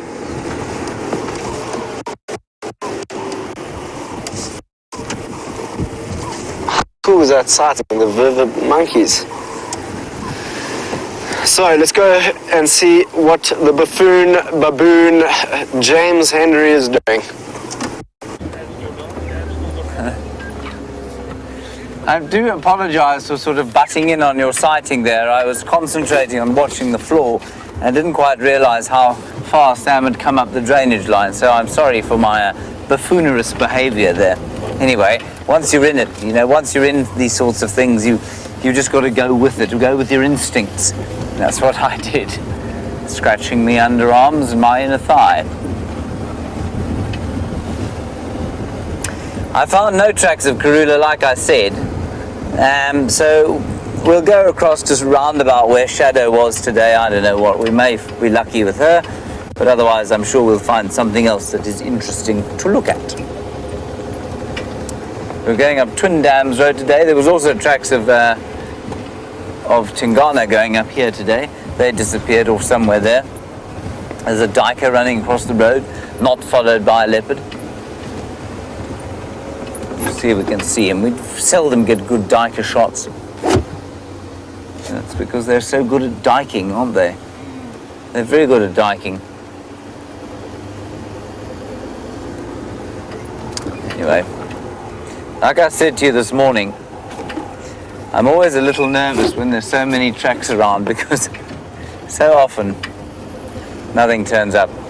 And I know Brent Leo Smith will tell me I'm talking absolute nonsense here, but if I was to say to you that I feel we probably find as many leopards randomly on the road as we do actually tracking them, I think it's probably about a 50-50 split. We'd love to think that we are tracking them down quite often. Half the time I think it's blind luck. Thankfully we seem to have quite a lot of luck here, which is good.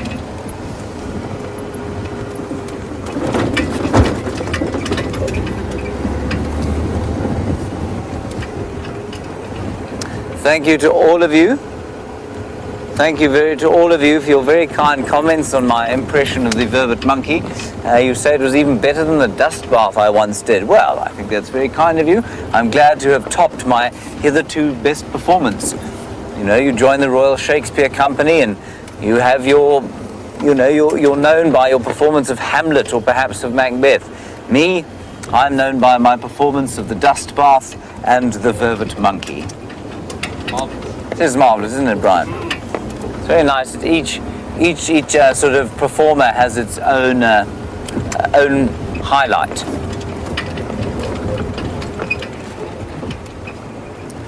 Brian, Rebecca would like to see your bum pillow, apparently. Bum pillow. There is the bum pillow. Go ahead. James, I'm fall behind you. What is I'm going to do Ingwer Alley across to Philemon's Dip and then down to Treehouse Dam. I'm assuming Samuel is going towards the hyena den at this stage. Okay, copy. No. I'm sorry, birds. I really am sorry for the yellow-billed hornbill. I just frightened off the road, and what that yellow-billed hornbill was doing was eating the termites out of a piece of old buffalo dung.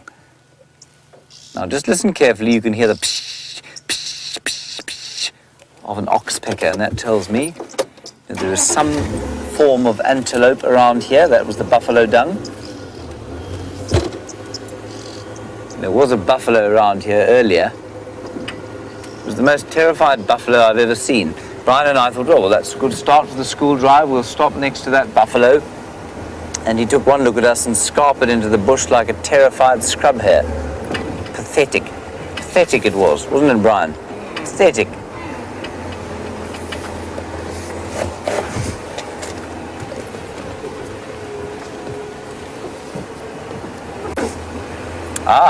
Leapad, a very good question from you. How did the buffalo get its name Daggaboy? Well, you've probably seen it spelt D-A-G-G-A, boy. And that, of course, will never lead you to the correct answer, Leapad. The word, you've seen them often lying in the mud. The Zulu word for the mud is umdaga. It's said D-A-G-G-A, but it is written D-A-K-A, umdaga. So an umdaga boy is a muddy fellow, basically, and it comes from the Zulu for the word mud, umdaga. So daga boy, a old buffalo bull who likes to lie in the mud. Righty, we're going to turn into the rapidly setting sun now, onto the aptly named road, Ingwer Alley. I have seen a number of Ingwer. Ingwer is the Shangaan and Zulu word for leopard. And I have seen Tingana there, I've seen Karula there, I've seen Tundi there.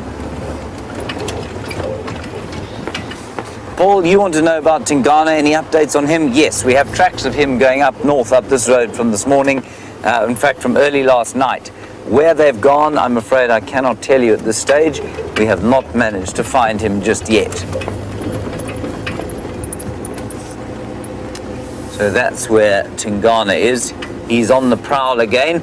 The last time he was seen properly was on Torchwood, where he killed a fully grown male impala. He devoured that there for 2 days, and then he's now back on the prowl. He's, I think, marking territory.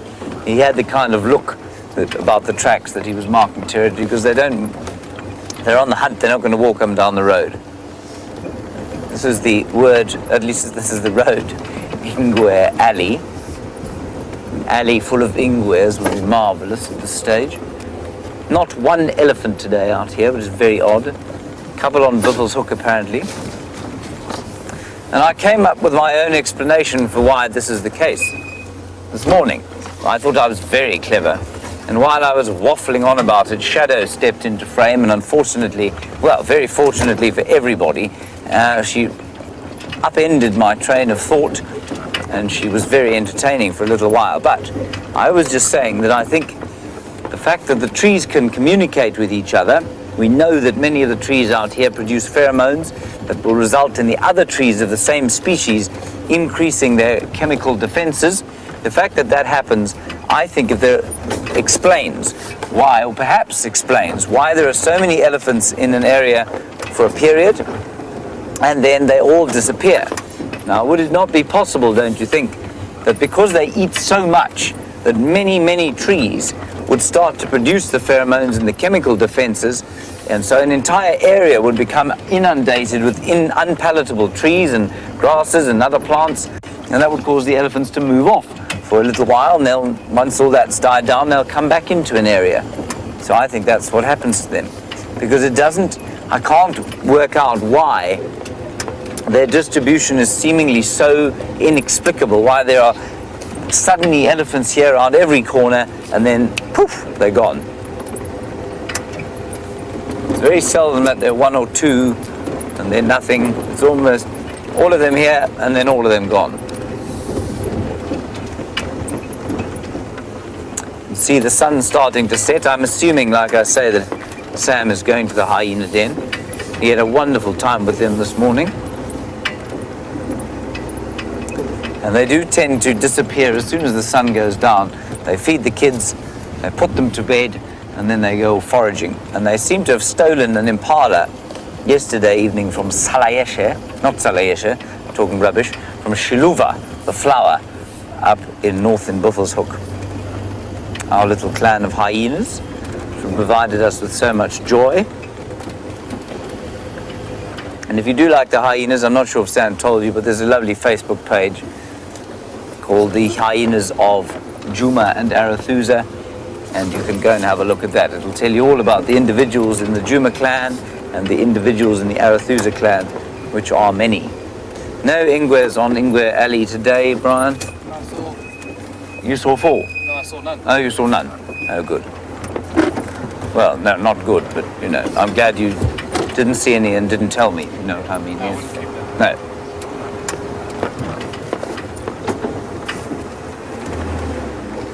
An unseasonably hot day today. It's just, I'm going to sneak around the corner here. I tried to have a sighting like this earlier. There's this Franklin having a dust bath. Don't go round the corner, you beastly little thing. There we go. No.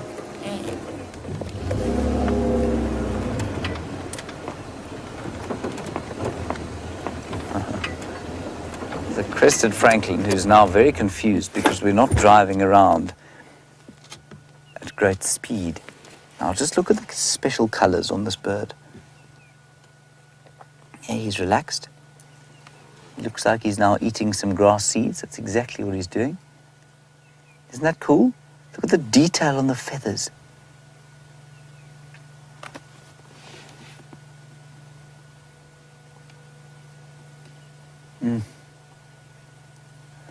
Look at that. I think that is just delightful. So they will eat seeds, they will eat insects.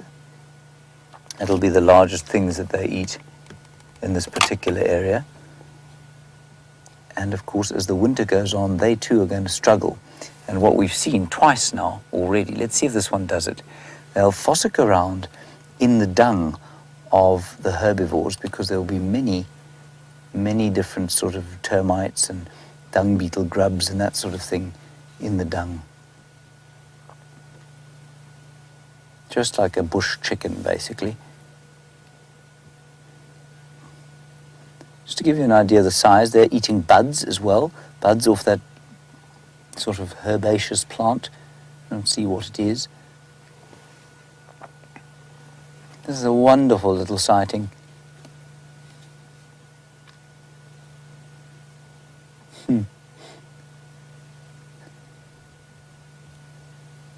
Now, it's about the size, that thing, of, I mean, I don't know what to liken it to, but about like a grass size. It's probably about 10 inches long from beak tip to tail tip. So not very large. And these are the second birds that you'll hear in the morning. The first ones you'll hear are the grey-headed sparrows, and then the crested francolin will start to call.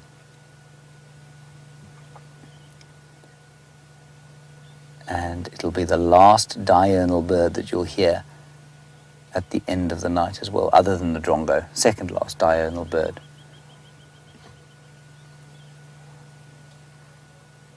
Just wonderful. That's an incredible shot. Hey, look at the drops of snow-like drops going down the back of its neck. We never get to look at these birds like this, you know. They normally live in groups which we call coveys, and covey, rather like the name game, which we use to describe the animals out here, is a hunting term for game birds. There, that's one of them calling. Not this one, obviously. I imagine it must be exhausting living a life like this, fossicking, eating all the time. Now it's nervous because it's had to come into the open, and there it goes into the grass again. That is a really, really pretty sighting. All right, Brian, let's go and see what else we can find around the corner. Isn't that nice?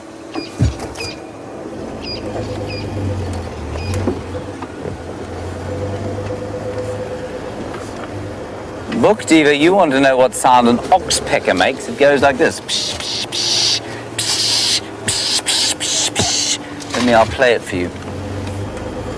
What is going on here? Let's go up this way. And the O for oxpecker. Here you go, Book Diva. This is what they sound like.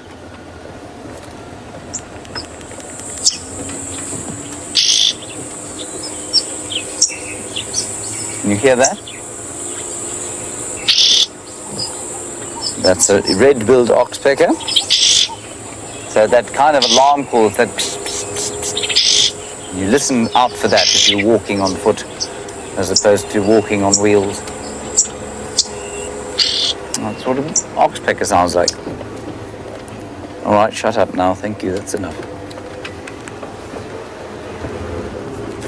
Alrighty, let's see what we can find down here.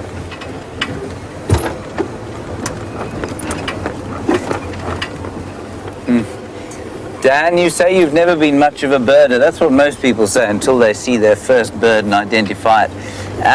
You say you're developing an appreciation for francolins and hornbills.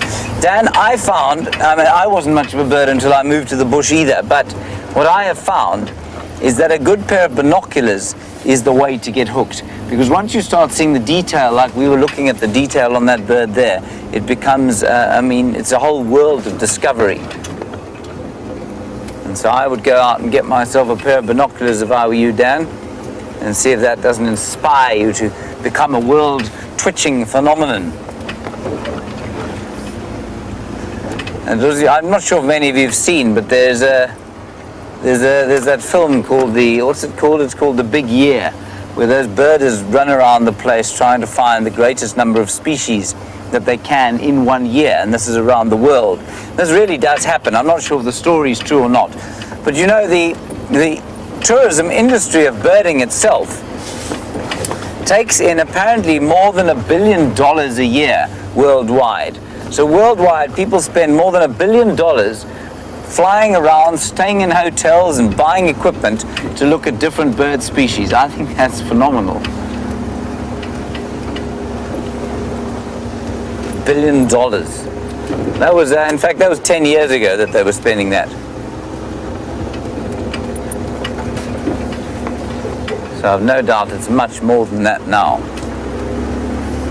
They'll try and get you a look at the sun as it goes down, and always do that at this time of the day, ideally with a snifter.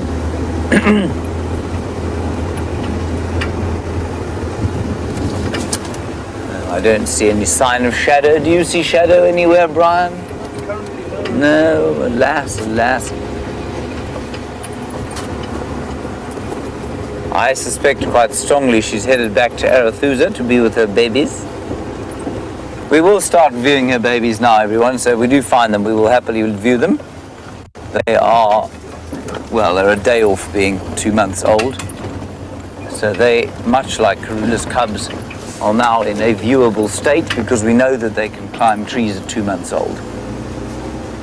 That said, we will still be very sensitive and we wouldn't view them without their mother there with them.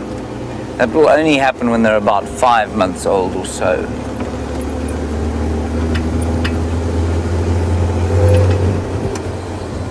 This is another fairly quiet drive on the bird and mammal front. Yeah, well, c'est la vie. Maybe it's setting me up for an exceptional morning tomorrow. Just as likely not, I suppose.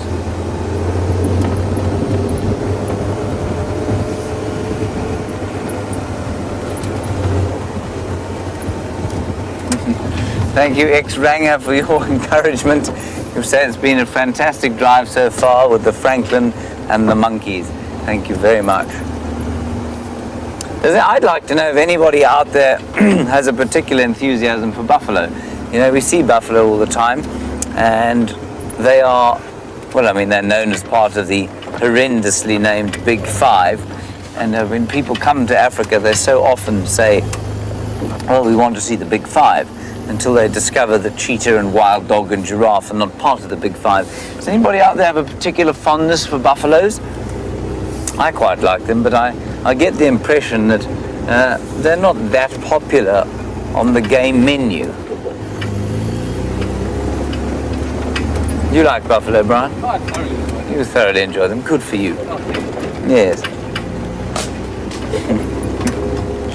Right, we're going to go through the clearing over here and see if we can see the sun going down over the Drakensberg Mountains, and maybe Shadow will be basking in the sunset.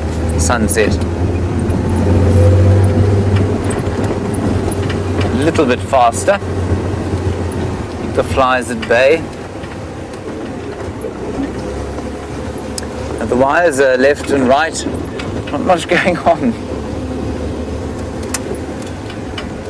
Mrs. Harden, of course, in the children's class said, could we see some zebra and giraffe? And I would love desperately to have shown her some zebra and giraffe, indeed to have shown you some zebra and giraffe. But it's just not always possible. All right, here we go. I think we're going to have a good sunset here. That'll make up for it. Well, for me anyway.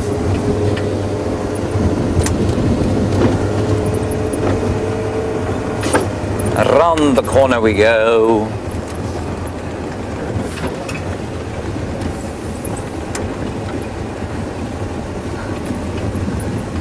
And Deborah, armchair traveler, you like the different buffalo hairdos. That's good. See if we can see any buffalo hairdos off to the right-hand side there. Or any shadows, indeed.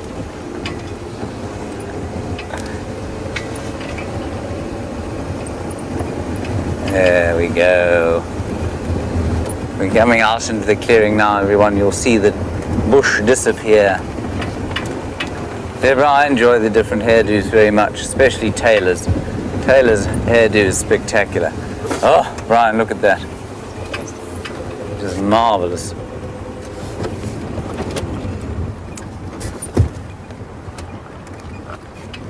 We'll just stop right here. I will take another world-class photograph with my phone.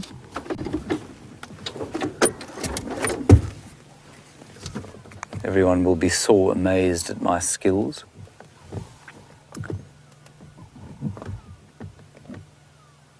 It's almost the same as Brian's picture. There we go. Oh, that one was squaff. There we go. I can hear some elephants. Finally. Isn't that pretty, everyone? Now, we were asked about the northern Drakensberg today, and somebody said if we've asked if we'd seen snow. I've seen snow over there, basically where Brian is showing the mountains. That was many years ago, and it's extremely unlikely, as I said. There is no local word for the word snow, or ice, interestingly. So the word for snow in Shangaan is borrowed from the word, or the word for ice is borrowed from the Zulu word, which is Iqwa. Wonderful name, Iqwa. You hear whatever that is, Brian, eating through there. And thank you to all of you for enjoying the sunset. I just think it's an important thing to look at every day if you can. Can't have too many of them.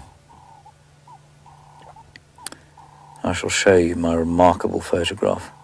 You'll be so amazed.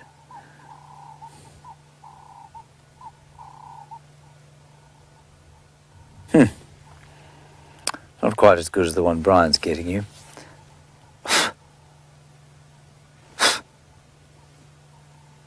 that is the flies attacking me yet again. Not sure why I attract their attention so much. I've just noticed my photograph is blurred. Let's carry on.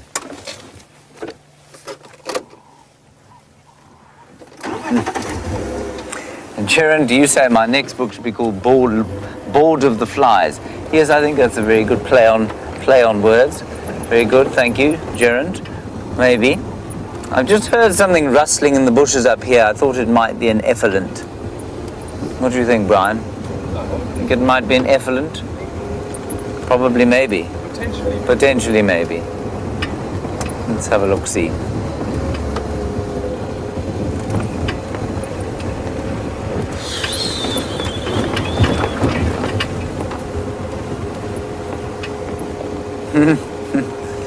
Maria, you would like to look at the stars again tonight? Yes. Oh, that's what it was. It was this idiot rubbing his horns on this bush. Go on, do it again then.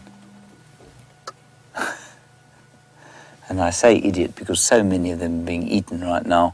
All they can think about is fighting with each other, rubbing their horns against bushes to show how tough they are, and they forget completely to look out for the things that want to eat them. Maria, we can absolutely look at some stars tonight. You say it was actually quite cool. You seem to be quite surprised that it was quite cool, Maria. It is amazing what this camera is able to do.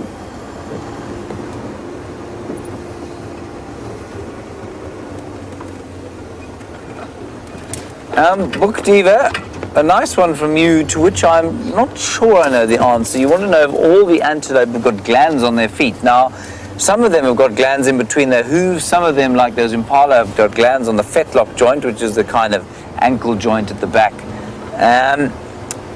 I'm going to say most of them, I think, do have what they call interdigital glands between the sort of cloves of the hooves, and that's why they paw at the ground and they leave a scent there. So yeah, I think most of them do.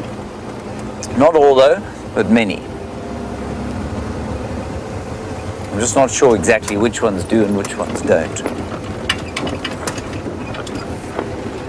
Right, it's almost time to put a bit of light on now that the sun has dipped below the western horizon.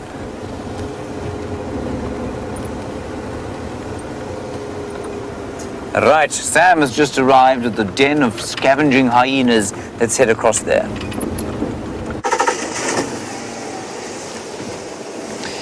So, we are back at the same hyena den we were this morning, and we've just seen that there's a tree in your way. We've just noticed that there's no activity here. So what we're going to do is we're going to go around to the other den and just to see what might be happening. I think what the situation is that is going on is that the young cubs are inside the den itself and the elders are not here. Oh, hold on. There they are. The elders are here. There they are.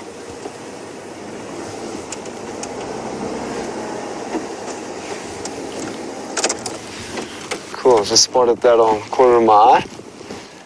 So it looks like that female we saw this morning.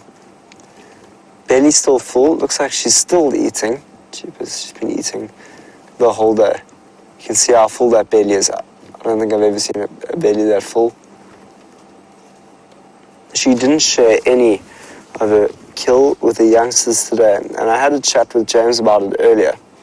And they're not at the age yet, the cubs, to actually eat part of the carcass. They're only at around 6 months will they start eating that carcass. So it's soon. In the next 2 to 3 months, we'll start seeing the young ones really eating. This one still does look like a youngster, eh?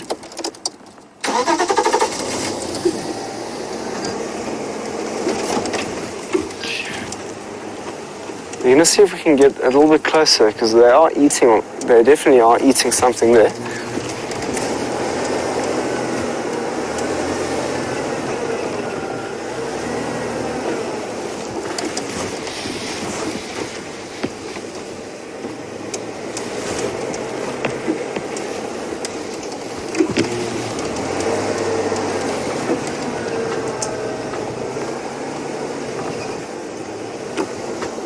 Just ahead of us. I might just bring it here though, so I don't want to be too hasty. I'd rather be patient, get a nice visual of them from a distance. Hopefully they'll bring it closer to us.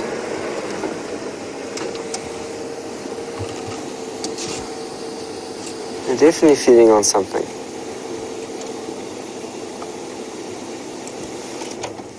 That does look like a young one. It's much smaller than the female, as you can see, and it is feeding.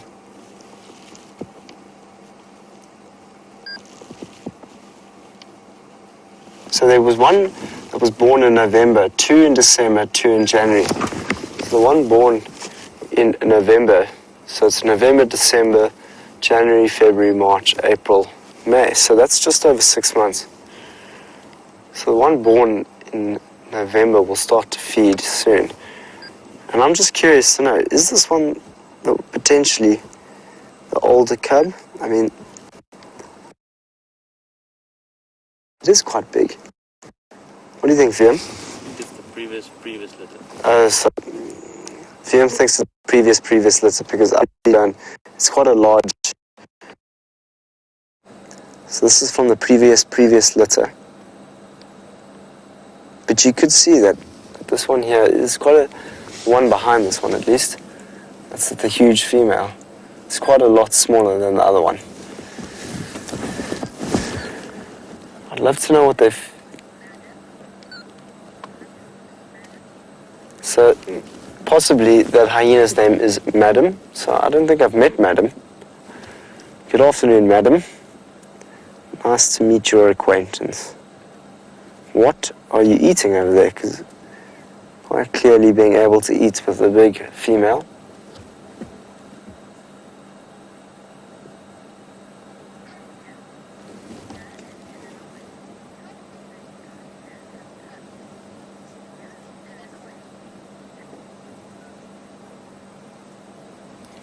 Mia in Illinois wants to know, how often will hyenas have cubs? That's a very good question, Mia.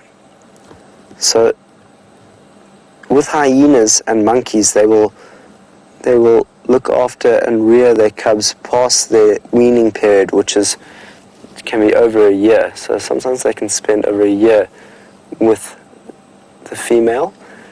So sometimes they won't have another litter until that litter is grown to a position where it is independent on its own. And as soon as the female becomes a little bit more independent from those youngsters, it will go back into estrus and have the ability to mate. So it's all very dependent on how things are working within the clan itself.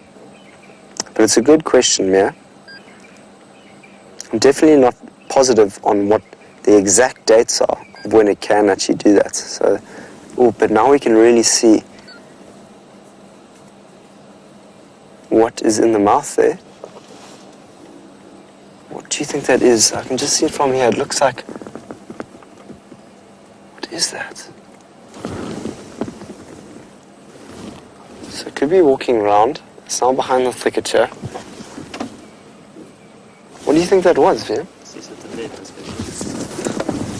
Oh, she's at the den. I thought she was going around the thicket. I was too busy looking at the screen to figure out what she was holding in her mouth. This could be interesting to watch. All the cubs are out now. It looks like they want to feed. Jeepers, we've had an exciting day with the hyenas today. There go the cubs. They're looking like they want something to eat. Is she going to let them feed? I doubt it. But it would be interesting to see how she behaves around them. Just can you get into a position where we can view them? Don't want to scare them too much.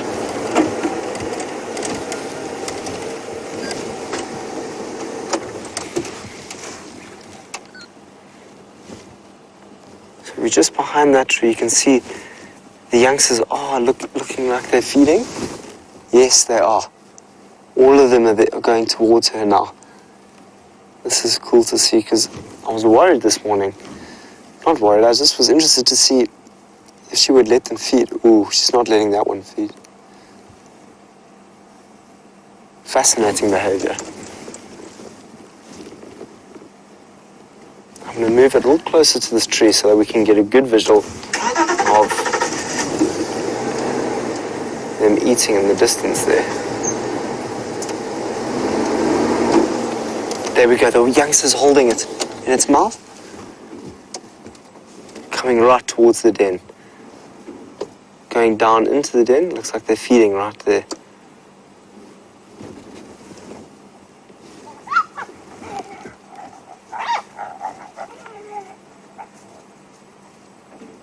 So a little bit of aggression towards one another as they're trying to feed.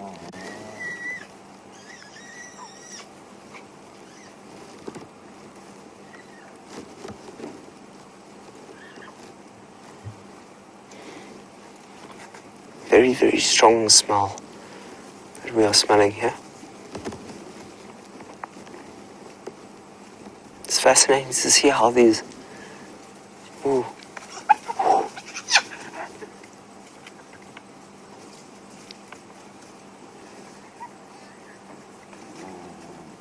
A brutal attack on one another.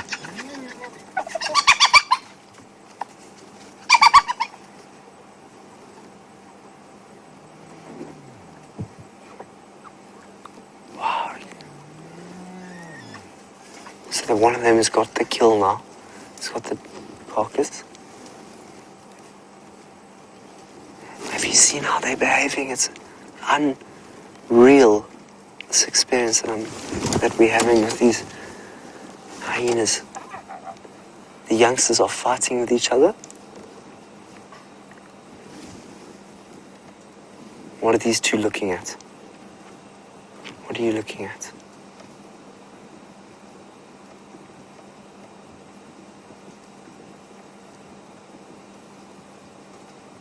The aggression that they had against each other was was very, very intense. Could you hear the sound of that hyena? That young hyena as it cried when it was getting bitten. It sounded like it was going through quite a lot of pain.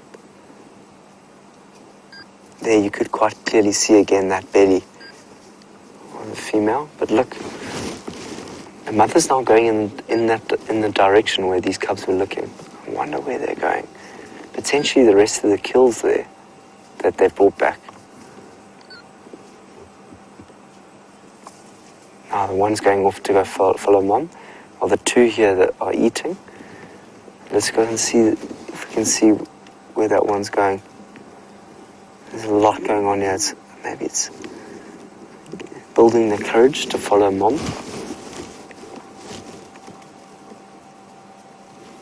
So it's exited now. There's something down there. But let's go back to this. Look, they're going again. They're fighting over the kill.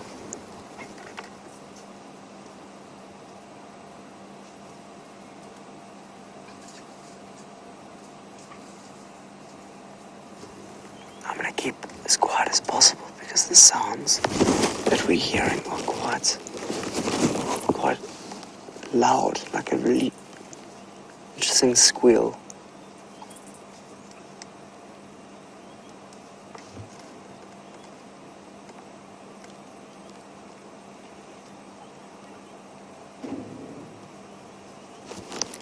I've never seen behavior like this before.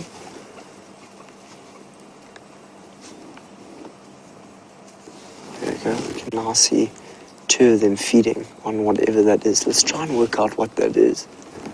Backbone. It's the backbone, VM thinks. The backbone of whatever animal it was. That looks like a delicious meal for them.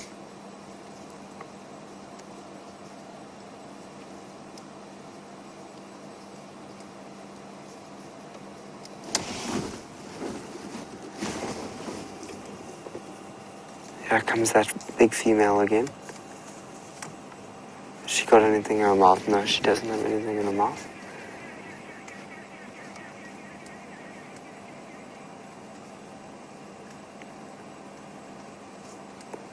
One thing that I am enjoying to watch a lot is the interaction between each of these cubs with the mother. Each of them almost seem like they've got a very, very different relationship. Ooh. Two cubs just pushed the mother down.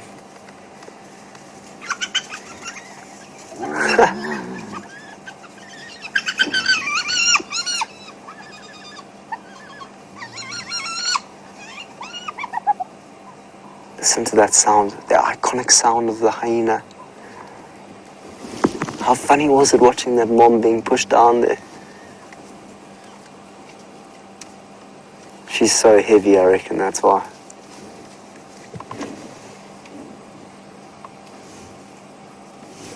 So there goes the big female. I don't know what I would feel like if I was that full.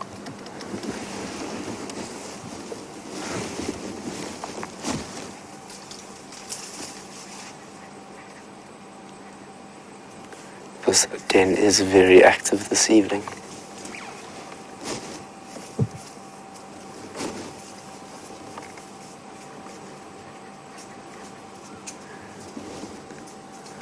So the two are now standing outside the den. There's another one that's coming towards the den now. Let's watch how this hyena that's coming towards the den interacts with these two cubs. I don't think he's coming. Is he just... There he comes. He's got something in his mouth.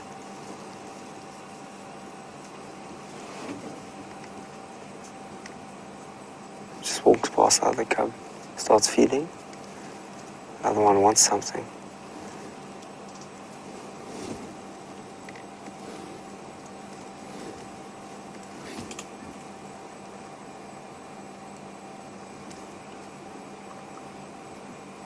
That was a very, very high-pitched squeal that we heard just now from one of those hyenas.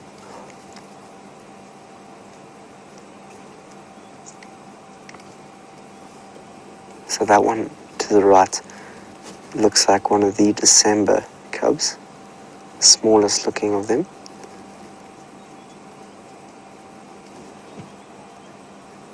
I wonder where's Madam got to? So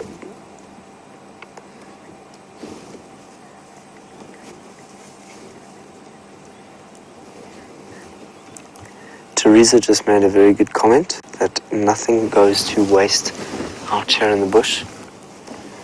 Teresa,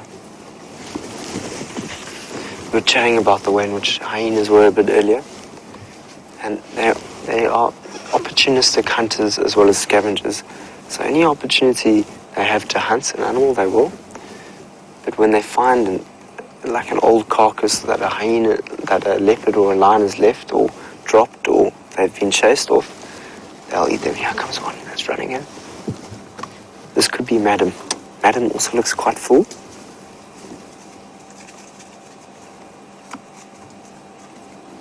What's Madam doing?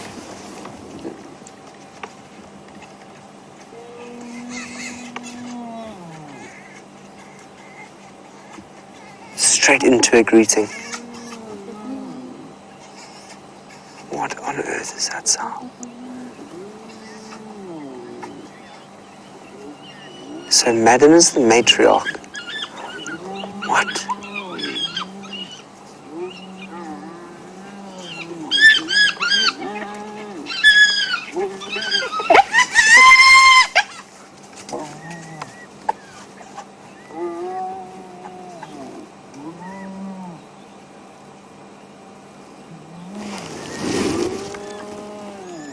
What is that sound? What is going on?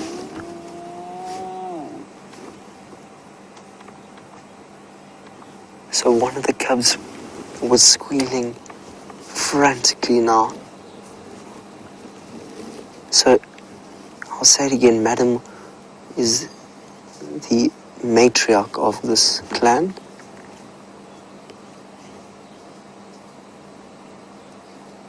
So I'm starting to get to know this clan a little bit better. From the big leaders that is very, very full, you can see that belly there, to these little young ones that were born in November, December, January.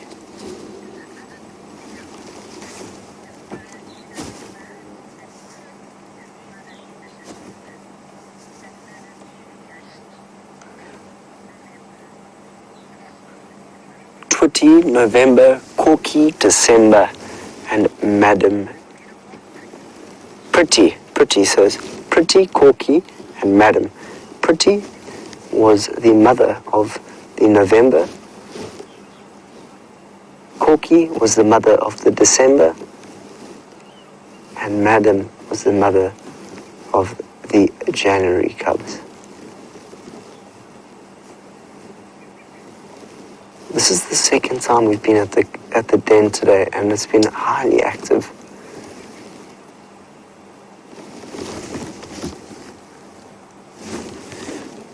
So we're going to stay here for a little bit longer, just to see what else might go on. But it's starting to get very, very dark, and we can't shine any spotlights around the den here.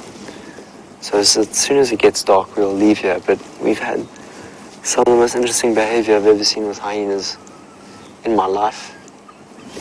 I'm sure you guys have had a great time. How loud are those squeals? The squeals were very, very loud.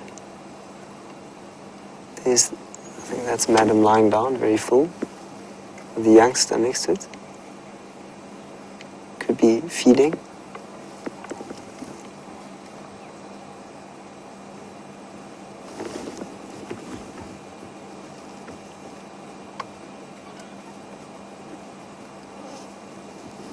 I think there's still a number of them that have gone down into that hole since that last hyena came here. So that hyena came here, caused a whole bunch of havoc, and 2 or 3 of them were chased down one of these holes, which was strange behavior. Strange is the wrong word. It's rather the behavior that could be from the influence of a mother.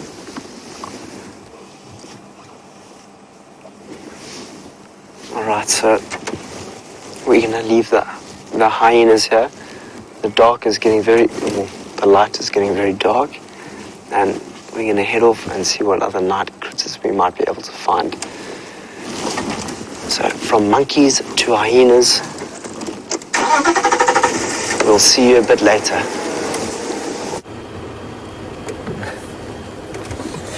The night has fallen, everybody, on the Lowveld, and our luck has not improved, has it, Brian? No, it hasn't. Brian, do you think that the universe is spitting upon us? Yes. Yes, me too.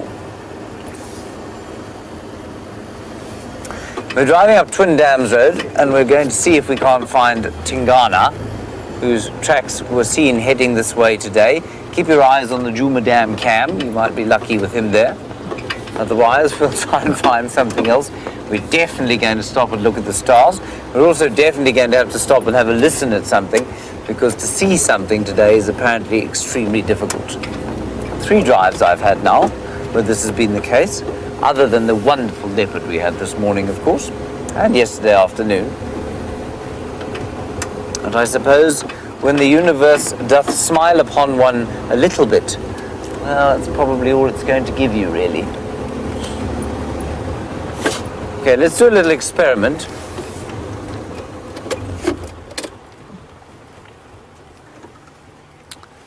What we're going to do is just stop here, and Angela, I will answer your question in Boston. Very nice to hear from you, all the way from Boston. I want to know when we last saw the Ngahuma Pride. I don't know when I last saw them, but they're on Buffelshoek now, so they're there. They're not far from here.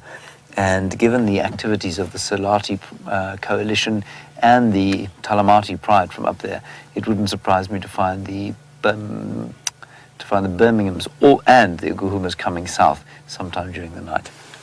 All right, we're kind of on a ridge crest here. What I would like you to do, I'm going to be quiet for 20 seconds. Just listen here, and then we're going to go down into the depression, and you can listen there as well.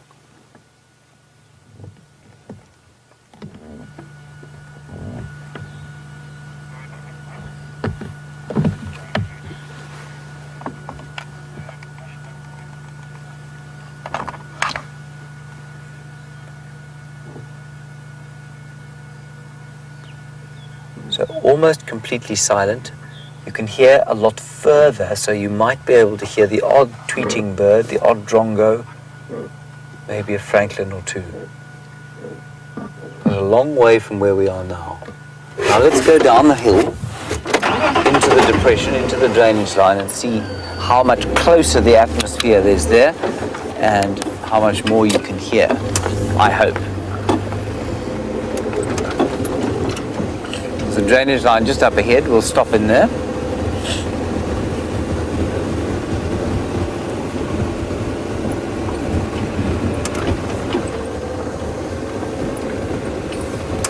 Right, let's roll down here. No, we won't roll down anywhere. Let's go. Let's keep going, everyone. Now we can roll.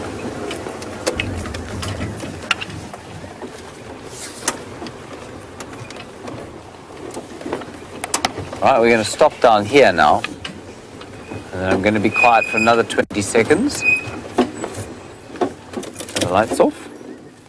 See how much darker it is here. Obviously we can't see the sun or the embers of the day.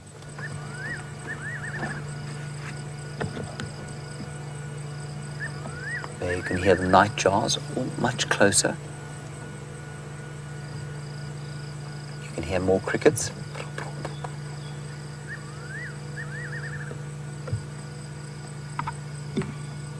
Last francolin calling as it climbs into a tree for the night.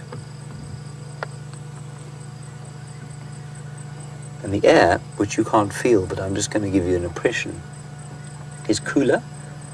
There's a sense of coolth about the air because, of course, as the sun goes down, so the hot air is going to lift out of these depressions and up onto the crest areas. So it just feels closer. And in the morning, this will be much cooler. There'll be lots of moisture over here. Quite a big difference, actually. I'm surprised it's that big, and it'd be even bigger on a higher ridge crest compared with down in here. Very nice.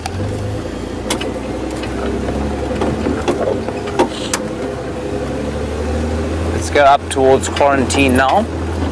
See what's coming out to avoid being eaten during the night.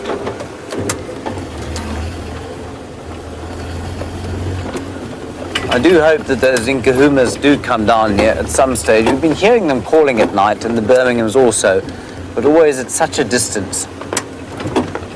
No word of the dogs since they left us 2 mornings ago and went into the Manuleti. So I don't know where they are.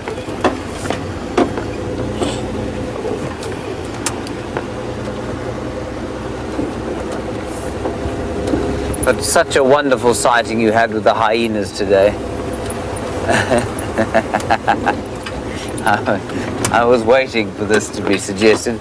A number of you are wondering why I don't have a wooden animal and suggesting I get one for my dashboard for good luck. I think I probably will have to at this rate. Brian, do you think that would help? Possibly. Possibly not. Anything will help at this stage. Yes, I agree. I think we've seen 2 impala and 1 duiker this afternoon. Oh, and 1 or 2 buffalo, of course. Nobody sent through any love for the buffalo on the end of my question. I thought there was going to be an outpouring of love and affection for the old Duggar boys, but no, nothing.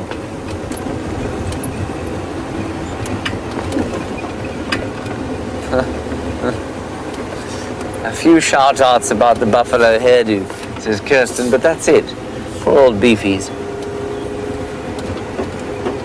I suppose it's because we see them all the time. No chameleons, no butterflies in the trees. Look, Brian, there's a dead tree. Oh, fantastic. Fascinating, isn't it? Well done. Good job. This one's also dead. That one's so dead it's on the floor.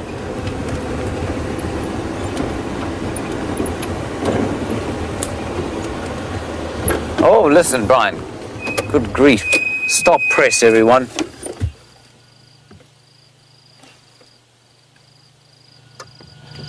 It's a rain locust, which we only hear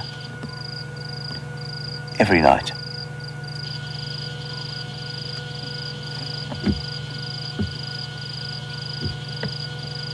I can also hear a Scops owl way in the distance. Scops owl and rain locust. Brian, our cup runneth over.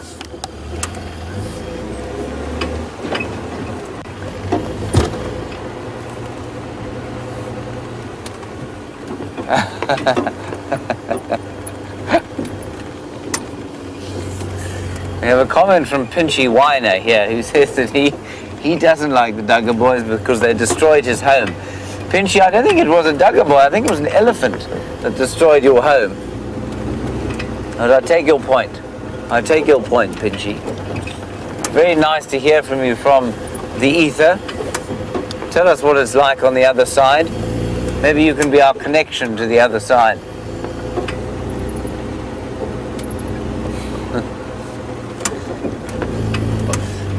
Brian, I'm tempted to ask you about the question that James Bear asked me last night about UFOs. Now, you've seen them day and night, have you? I have indeed. And when in the night time? Have you seen them out here? Not out here so much. Okay. Only, it's more over cities I found.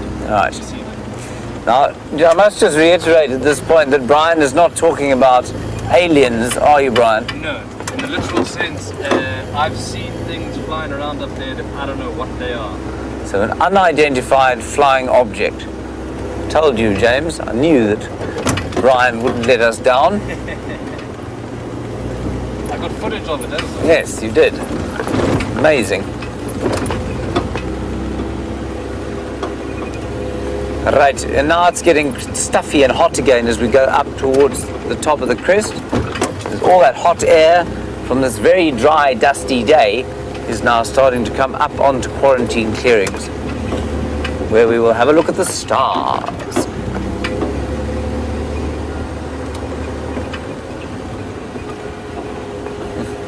Pinchy, thank you.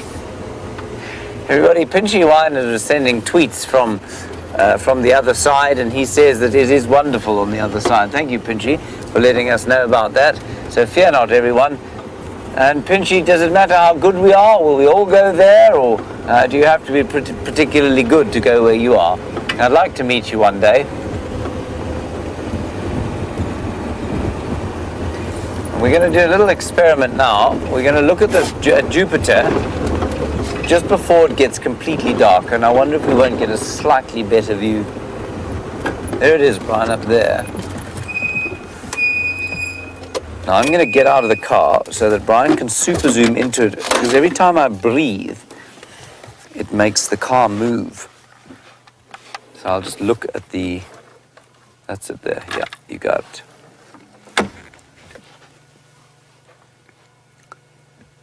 Any moons? There they are. Yeah, you can see 4. You can see 4 moons today, everybody. Look at that. Okay, hold on, let me make it brighter. So that's Jupiter. And like I said, I've got out of the car because this, once you've super zoomed all the way in here, even the slightest, wow.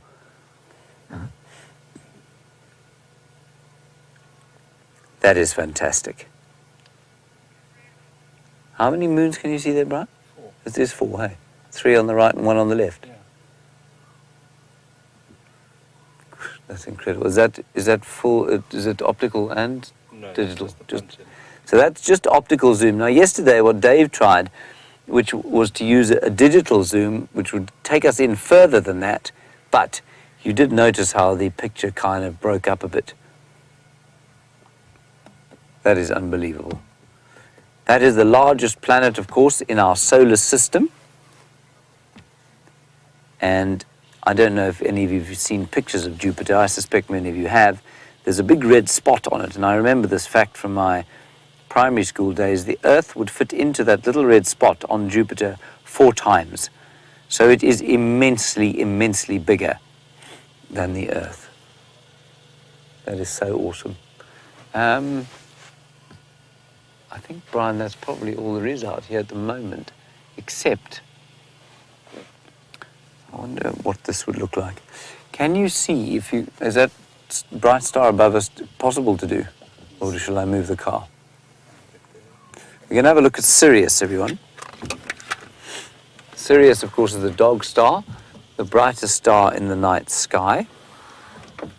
Brian's just going around to see if he can get up there. It's not easy to see it with your eye and then actually get the lens to face in the same place. Unfortunately, I'm catching there. Are you catching this? So what should we do? Other angle? Okay. We'll just move back a little bit and see if we can't get a view of Sirius. I can't wait till some of the other planets come into view. Should I change the angle slightly? Will that help? Or the other way? That's going to make it worse.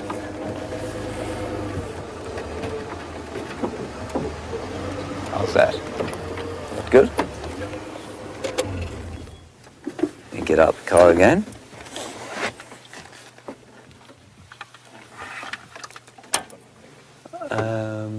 No, I think it's up.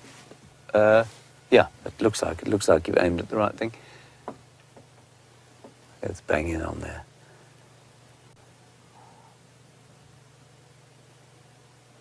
That's the dog star.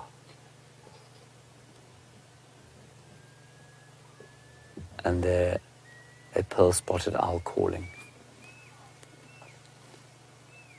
Now the dog star is the brightest star in the night sky, not only because it's close-ish to us, but because it is so very massive. And we talked yesterday about red giants and the stars that will eventually, that's amazing, the stars that will eventually form black holes from red giants, and that will be one of them. In millions of years from now, that star there will glow red, like Betelgeuse glows. and then it will die, and it will probably become a black hole. If you're interested in the physics of that, let me know and I'll try and explain it to you in simple terms. Can you hear that, Brian? I did. Sounds like there's some impala alarm calling. Before we carry on our star talk, let's go across and see if we can't see what those impala alarm calling sounds like. We're around about sort of Gallagher. Very nice indeed. I'm sure as the other planets start to emerge into the sky, everyone, we're going to have a great time looking at them. And, of course, at the moon, our own satellite. 67 moons, we were informed yesterday, around Jupiter. 50 of them real and 17 of them only provisional. All right, let's head across to Sam, get an update from him. I'll go and see what those impala alarm calling at.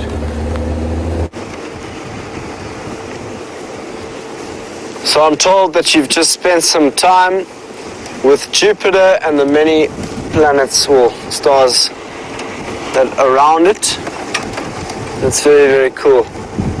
We, on the other hand, are looking for a leopard.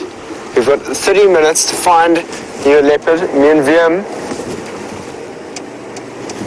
Oh, that's a lie. It's not 35. We've only got 23. We can do it. We can do it.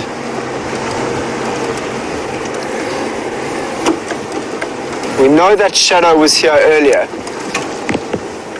So we're just looking for, we're trying to drive as many of the roads as possible. Because the more roads we drive, the better chance we have of finding a leopard. But also we're trying to listen to any alarm calls, monkey alarm calls, squirrel alarm calls before the night ends. But if we don't find leopard, it's not a problem. I don't want to ignore all the other beautiful creatures that are out there.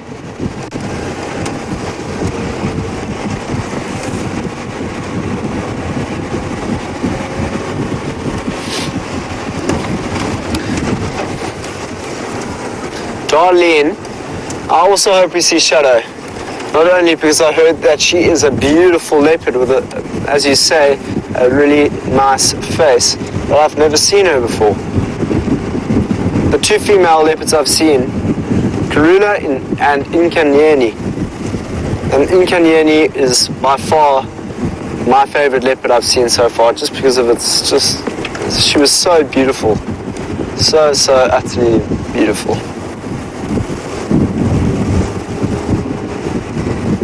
But I haven't seen a cheetah since I've been here. I know this is not the habitat where you find a cheetah, and cheetahs are generally diurnal animals. So to see a cheetah would be very difficult. So hopefully let's save that for tomorrow. We'll be out nice and early. I'll be on Rusty, so I'll be able to go to Cheetah Plains, see if we can find ourselves a cheetah or an ostrich.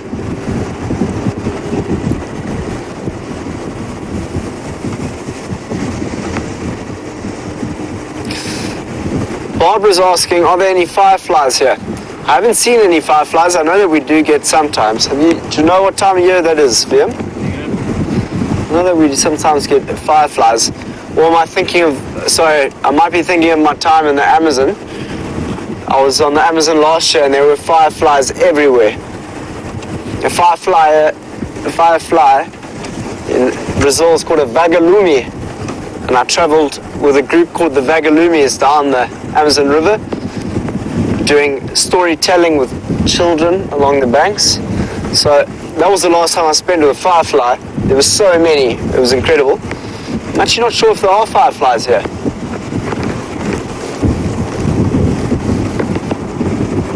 I'd go to sleep on my hammock on the Amazon with fireflies flying everywhere.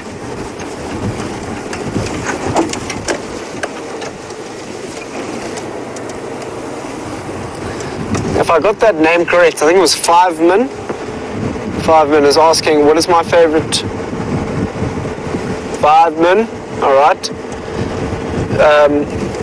You're asking, what is my favorite nocturnal animal to see? Do you know, as I say, I don't have anything in specific that I love more than the other, but a pangolin is something that I haven't seen before. And I would really, really like to see a pangolin. Really, really, really like to see a pangolin. Truly. And if not a pangolin, I'd like to see an aardvark. To be honest, I want to see a honey badger, I want to see an aardvark, I want to see a caracal. And you know what? Want is the wrong thing, and I shouldn't create an expectation for it. So one day, on our beautiful travels and traversing on these lands, we'll find those animals. They'll find us, and it will be cool. That's the one thing sometimes you get wrong in the bush is when you want to find something, you're not going to find it. You might as well just go out and enjoy the experience, and what comes will come.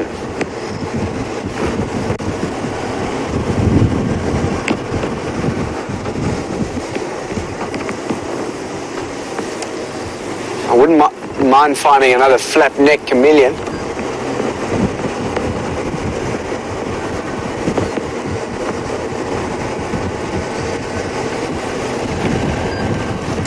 I think it was Piggledy from North Hollywood.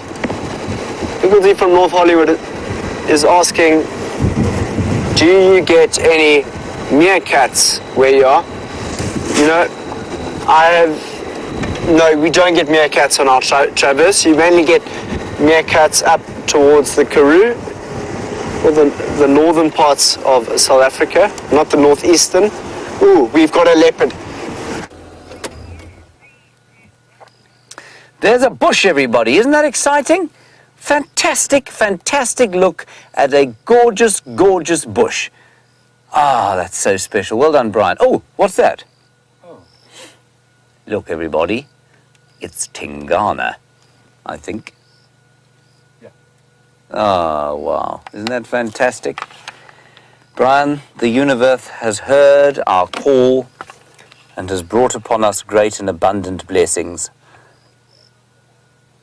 Oh, he's lovely. There he goes. Our old pal Tingana. This is the great.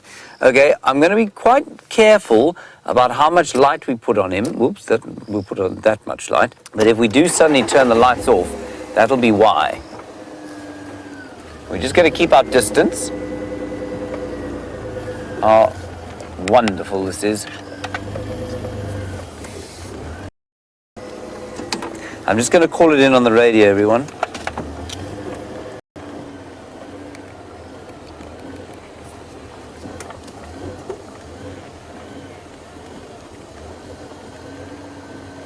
Isn't that wonderful?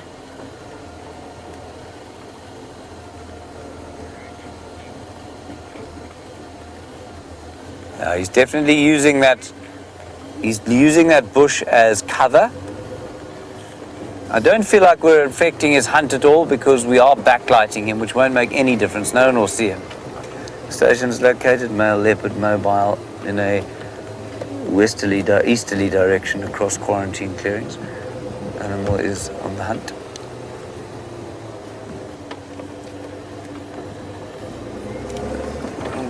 I'm talking so much on the radio that they can't hear me. Now here's where we're going to have to be a little bit careful. There he goes. Stations located, male leopard, mobile east across quarantine clearings.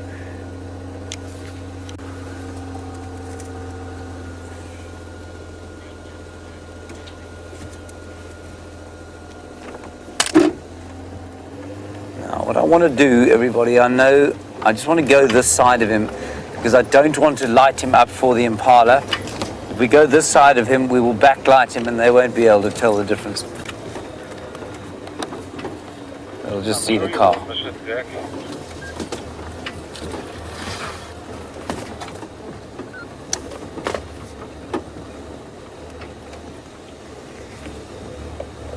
Yeah, the nice thing about this fancy camera we've got now, everybody. James, can you tell me which male is that? I don't know why these things are not on secret comms. It's Tingana. Okay, man. Good work.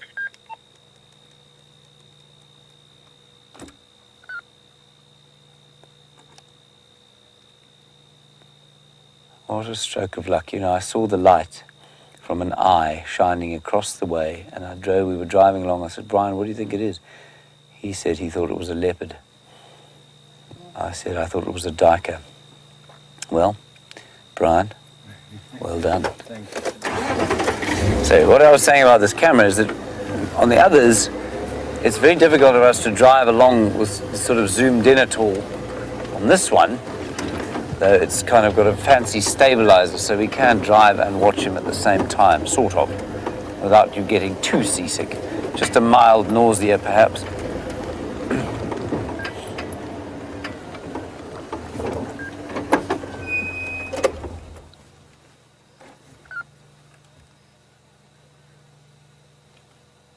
Isn't that great? Look at him. The prince. I suppose if Karula is the queen, he must be Prince Philip, not so. I'm not sure he'd appreciate it being compared to Prince Philip.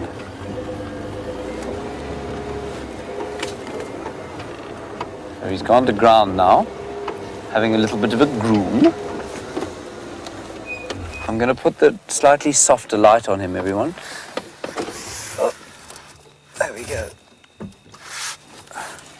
That's much better than the spotlight. Ah, what a joy. Well, 2 leopards in one day, it makes up for everything else we haven't seen.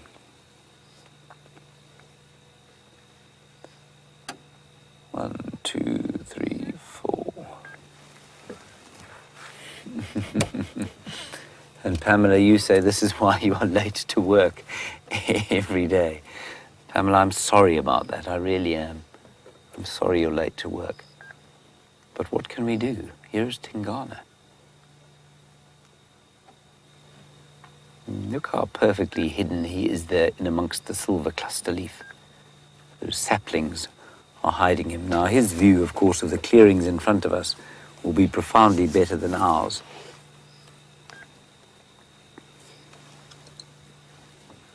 Sorry, I will just have to keep listening to the radio, everyone, because somebody might want to come and see him. And I can't... for some reason, what we call the secret comms are not working, so you might have to listen to them. He's listening very intently, and that one day that we spent 6 hours with Mvula, I tell you, was one of the most informative days of my life with leopards, because it just became so clear how much they hear, how much, or smell. I mean, you can't see if they're smelling something, but you can see if they hear. And their ears are massively, massively important to them. And we watched Mvula catch a monitor lizard, having heard it probably about 30 meters or 100 feet away from him. And he walked straight to it and grabbed it. Nice punch there, Brian. Thank you. Good job. There you can see the 4 spots that he's got, just above the whisker line. He's a 4-4 male. He's got 4 on this side and 4 on the other side.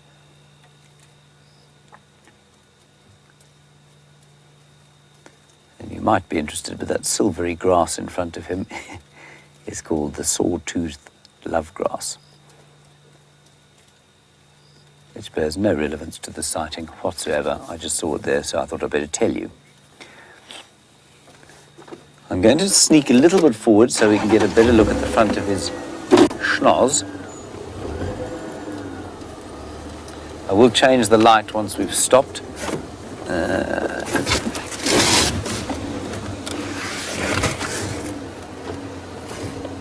Say when, Brian.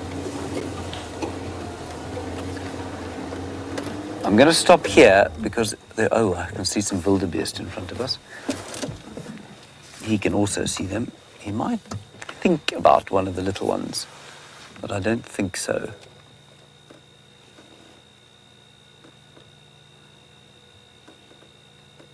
Okay, everyone, I'm afraid. I'm just going to look where the wildebeest are looking. If they're looking anywhere near this way, I'm afraid I'm going to have to cut the lights.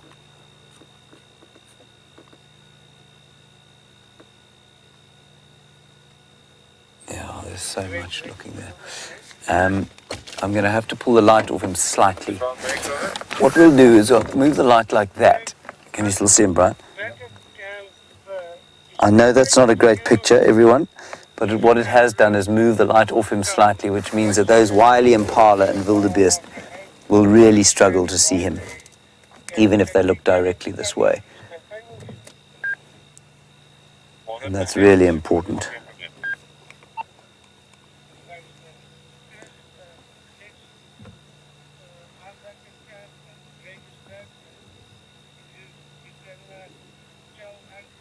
And here's a very, very still night. And there's no moon, so it's a good night for hunting for him.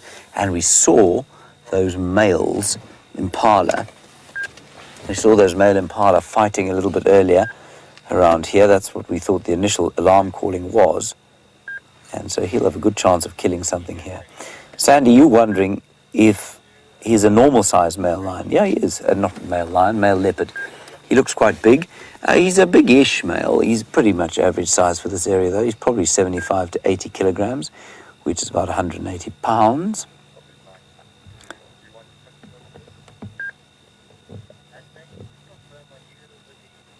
And that's pretty normal, Sandy, for this area. Anderson, who's to the west of his territory, is the other male that, well, we long to see. We've seen him once or twice. He's probably a little bit bigger, maybe 90 kilograms, 200 pounds. And Mvula, a little bit off to the east, or well, he's pretty much lost his territory now, I think. Maybe he's still knocking about to the east there. I'd say he's probably about 10 kilos lighter, 70 kilos, maybe 75.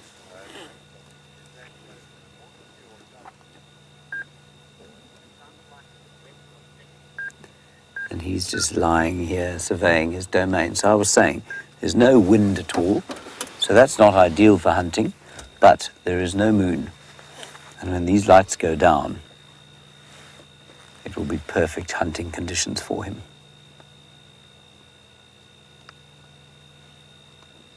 And if you haven't done so already, please go and check out that incredible BBC production, The Hunt. And what you see, and I think it's the second or third episode, where they hunt through the forests. What you see is the movement of a cat's foot on the vegetation, how incredibly careful they are about where they place each footstep. So he will walk across this clearing being completely cognizant of anything that might give away his position, such as a crunching leaf or a breaking twig. Look, he's heard the impala. He's heard the impala, and the impala are rutting, and he knows that they're not concentrating on him. I'm just going to let him go. Sorry, everybody, I have to. I will backlight him.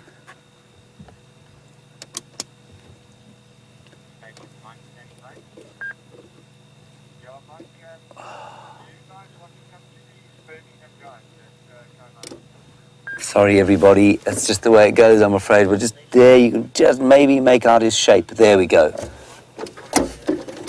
We're going to follow him. As soon as he heard the clashing of impala's horns, he knew that they weren't thinking about him, that they weren't thinking about anything other than each other. Okay, we'll stop here, I'm afraid.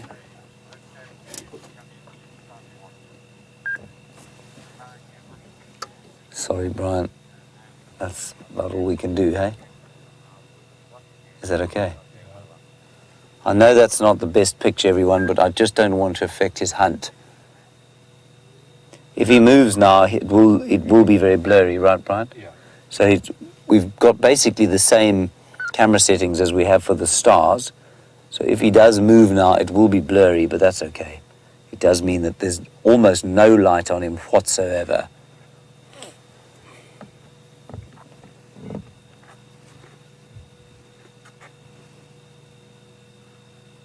Isn't that amazing how he heard that of the impala's horns smashing together, and he thought, I know what you guys are thinking about, and it ain't me.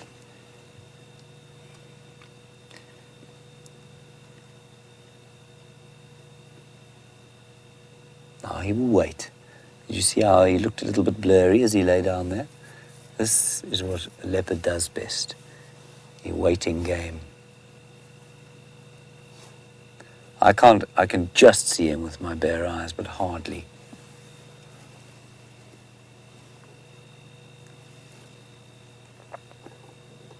all around us the crickets are singing, the night is still, and for the prey items on this clearing, the wildebeest and the impala, perhaps the odd zebra, they have no idea what's lying here in amongst the silver cluster leaf saplings.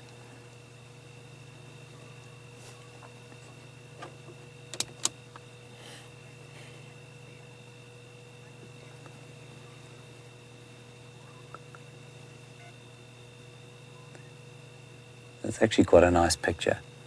Just imagine now, everyone, that you are an impala and you are going into the night. Your night vision is better than ours, so you'd probably, if you look directly at that animal, that's probably the view you'd get. Because you're used to the area, you would know that that shape meant trouble. But he's so well hidden behind that silvery love grass and the annual flowers there that I don't think even if they looked directly this way they'd see him.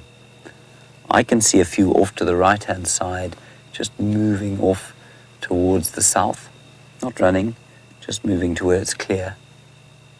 And those look like females to me. And we did see a big herd of rutting males earlier.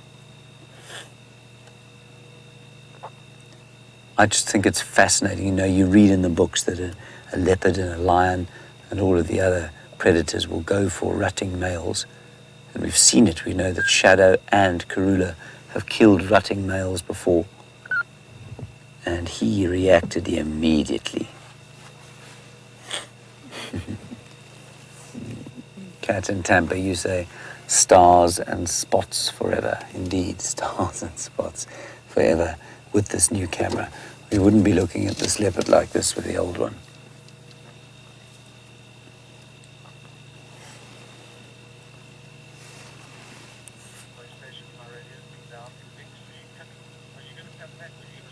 We'll just sit here. We're not going to move unless he moves. And with any luck, I know we've only got about a minute and a half left with you. We might only find him tomorrow, sitting in one of these jackalberry or marula trees on quarantine with a male impala. Now, eventually, of course, we will be able to view a hunt like this completely without affecting it. We'll have a long lens and a full night vision camera. But at that stage, we're not quite there. We could use infrared. It just looks so horrible, though. You can't see the magnificent colors.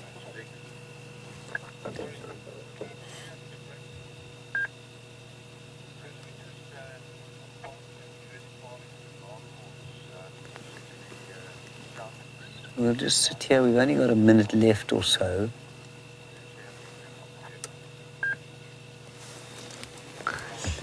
So while Tingana sits there and hunts into the night, I'm going to say goodbye to you.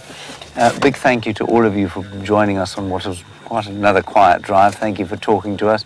Wonderful that Sam had so much great stuff today. I think it's been a real confidence booster for him, so thanks for that. Big thank you to Brian. Thank you, well done, Brian. Big thank you to Sam, of course, who is not going to close because we've been looking at Tingana. And, of course, he was being filmed by Viam. Thanks to Kirsten and Louise in the final control. We will see you all tomorrow as the dawn breaks in Africa here at 6 o'clock. Until then, keep safe and happy. Bye-bye.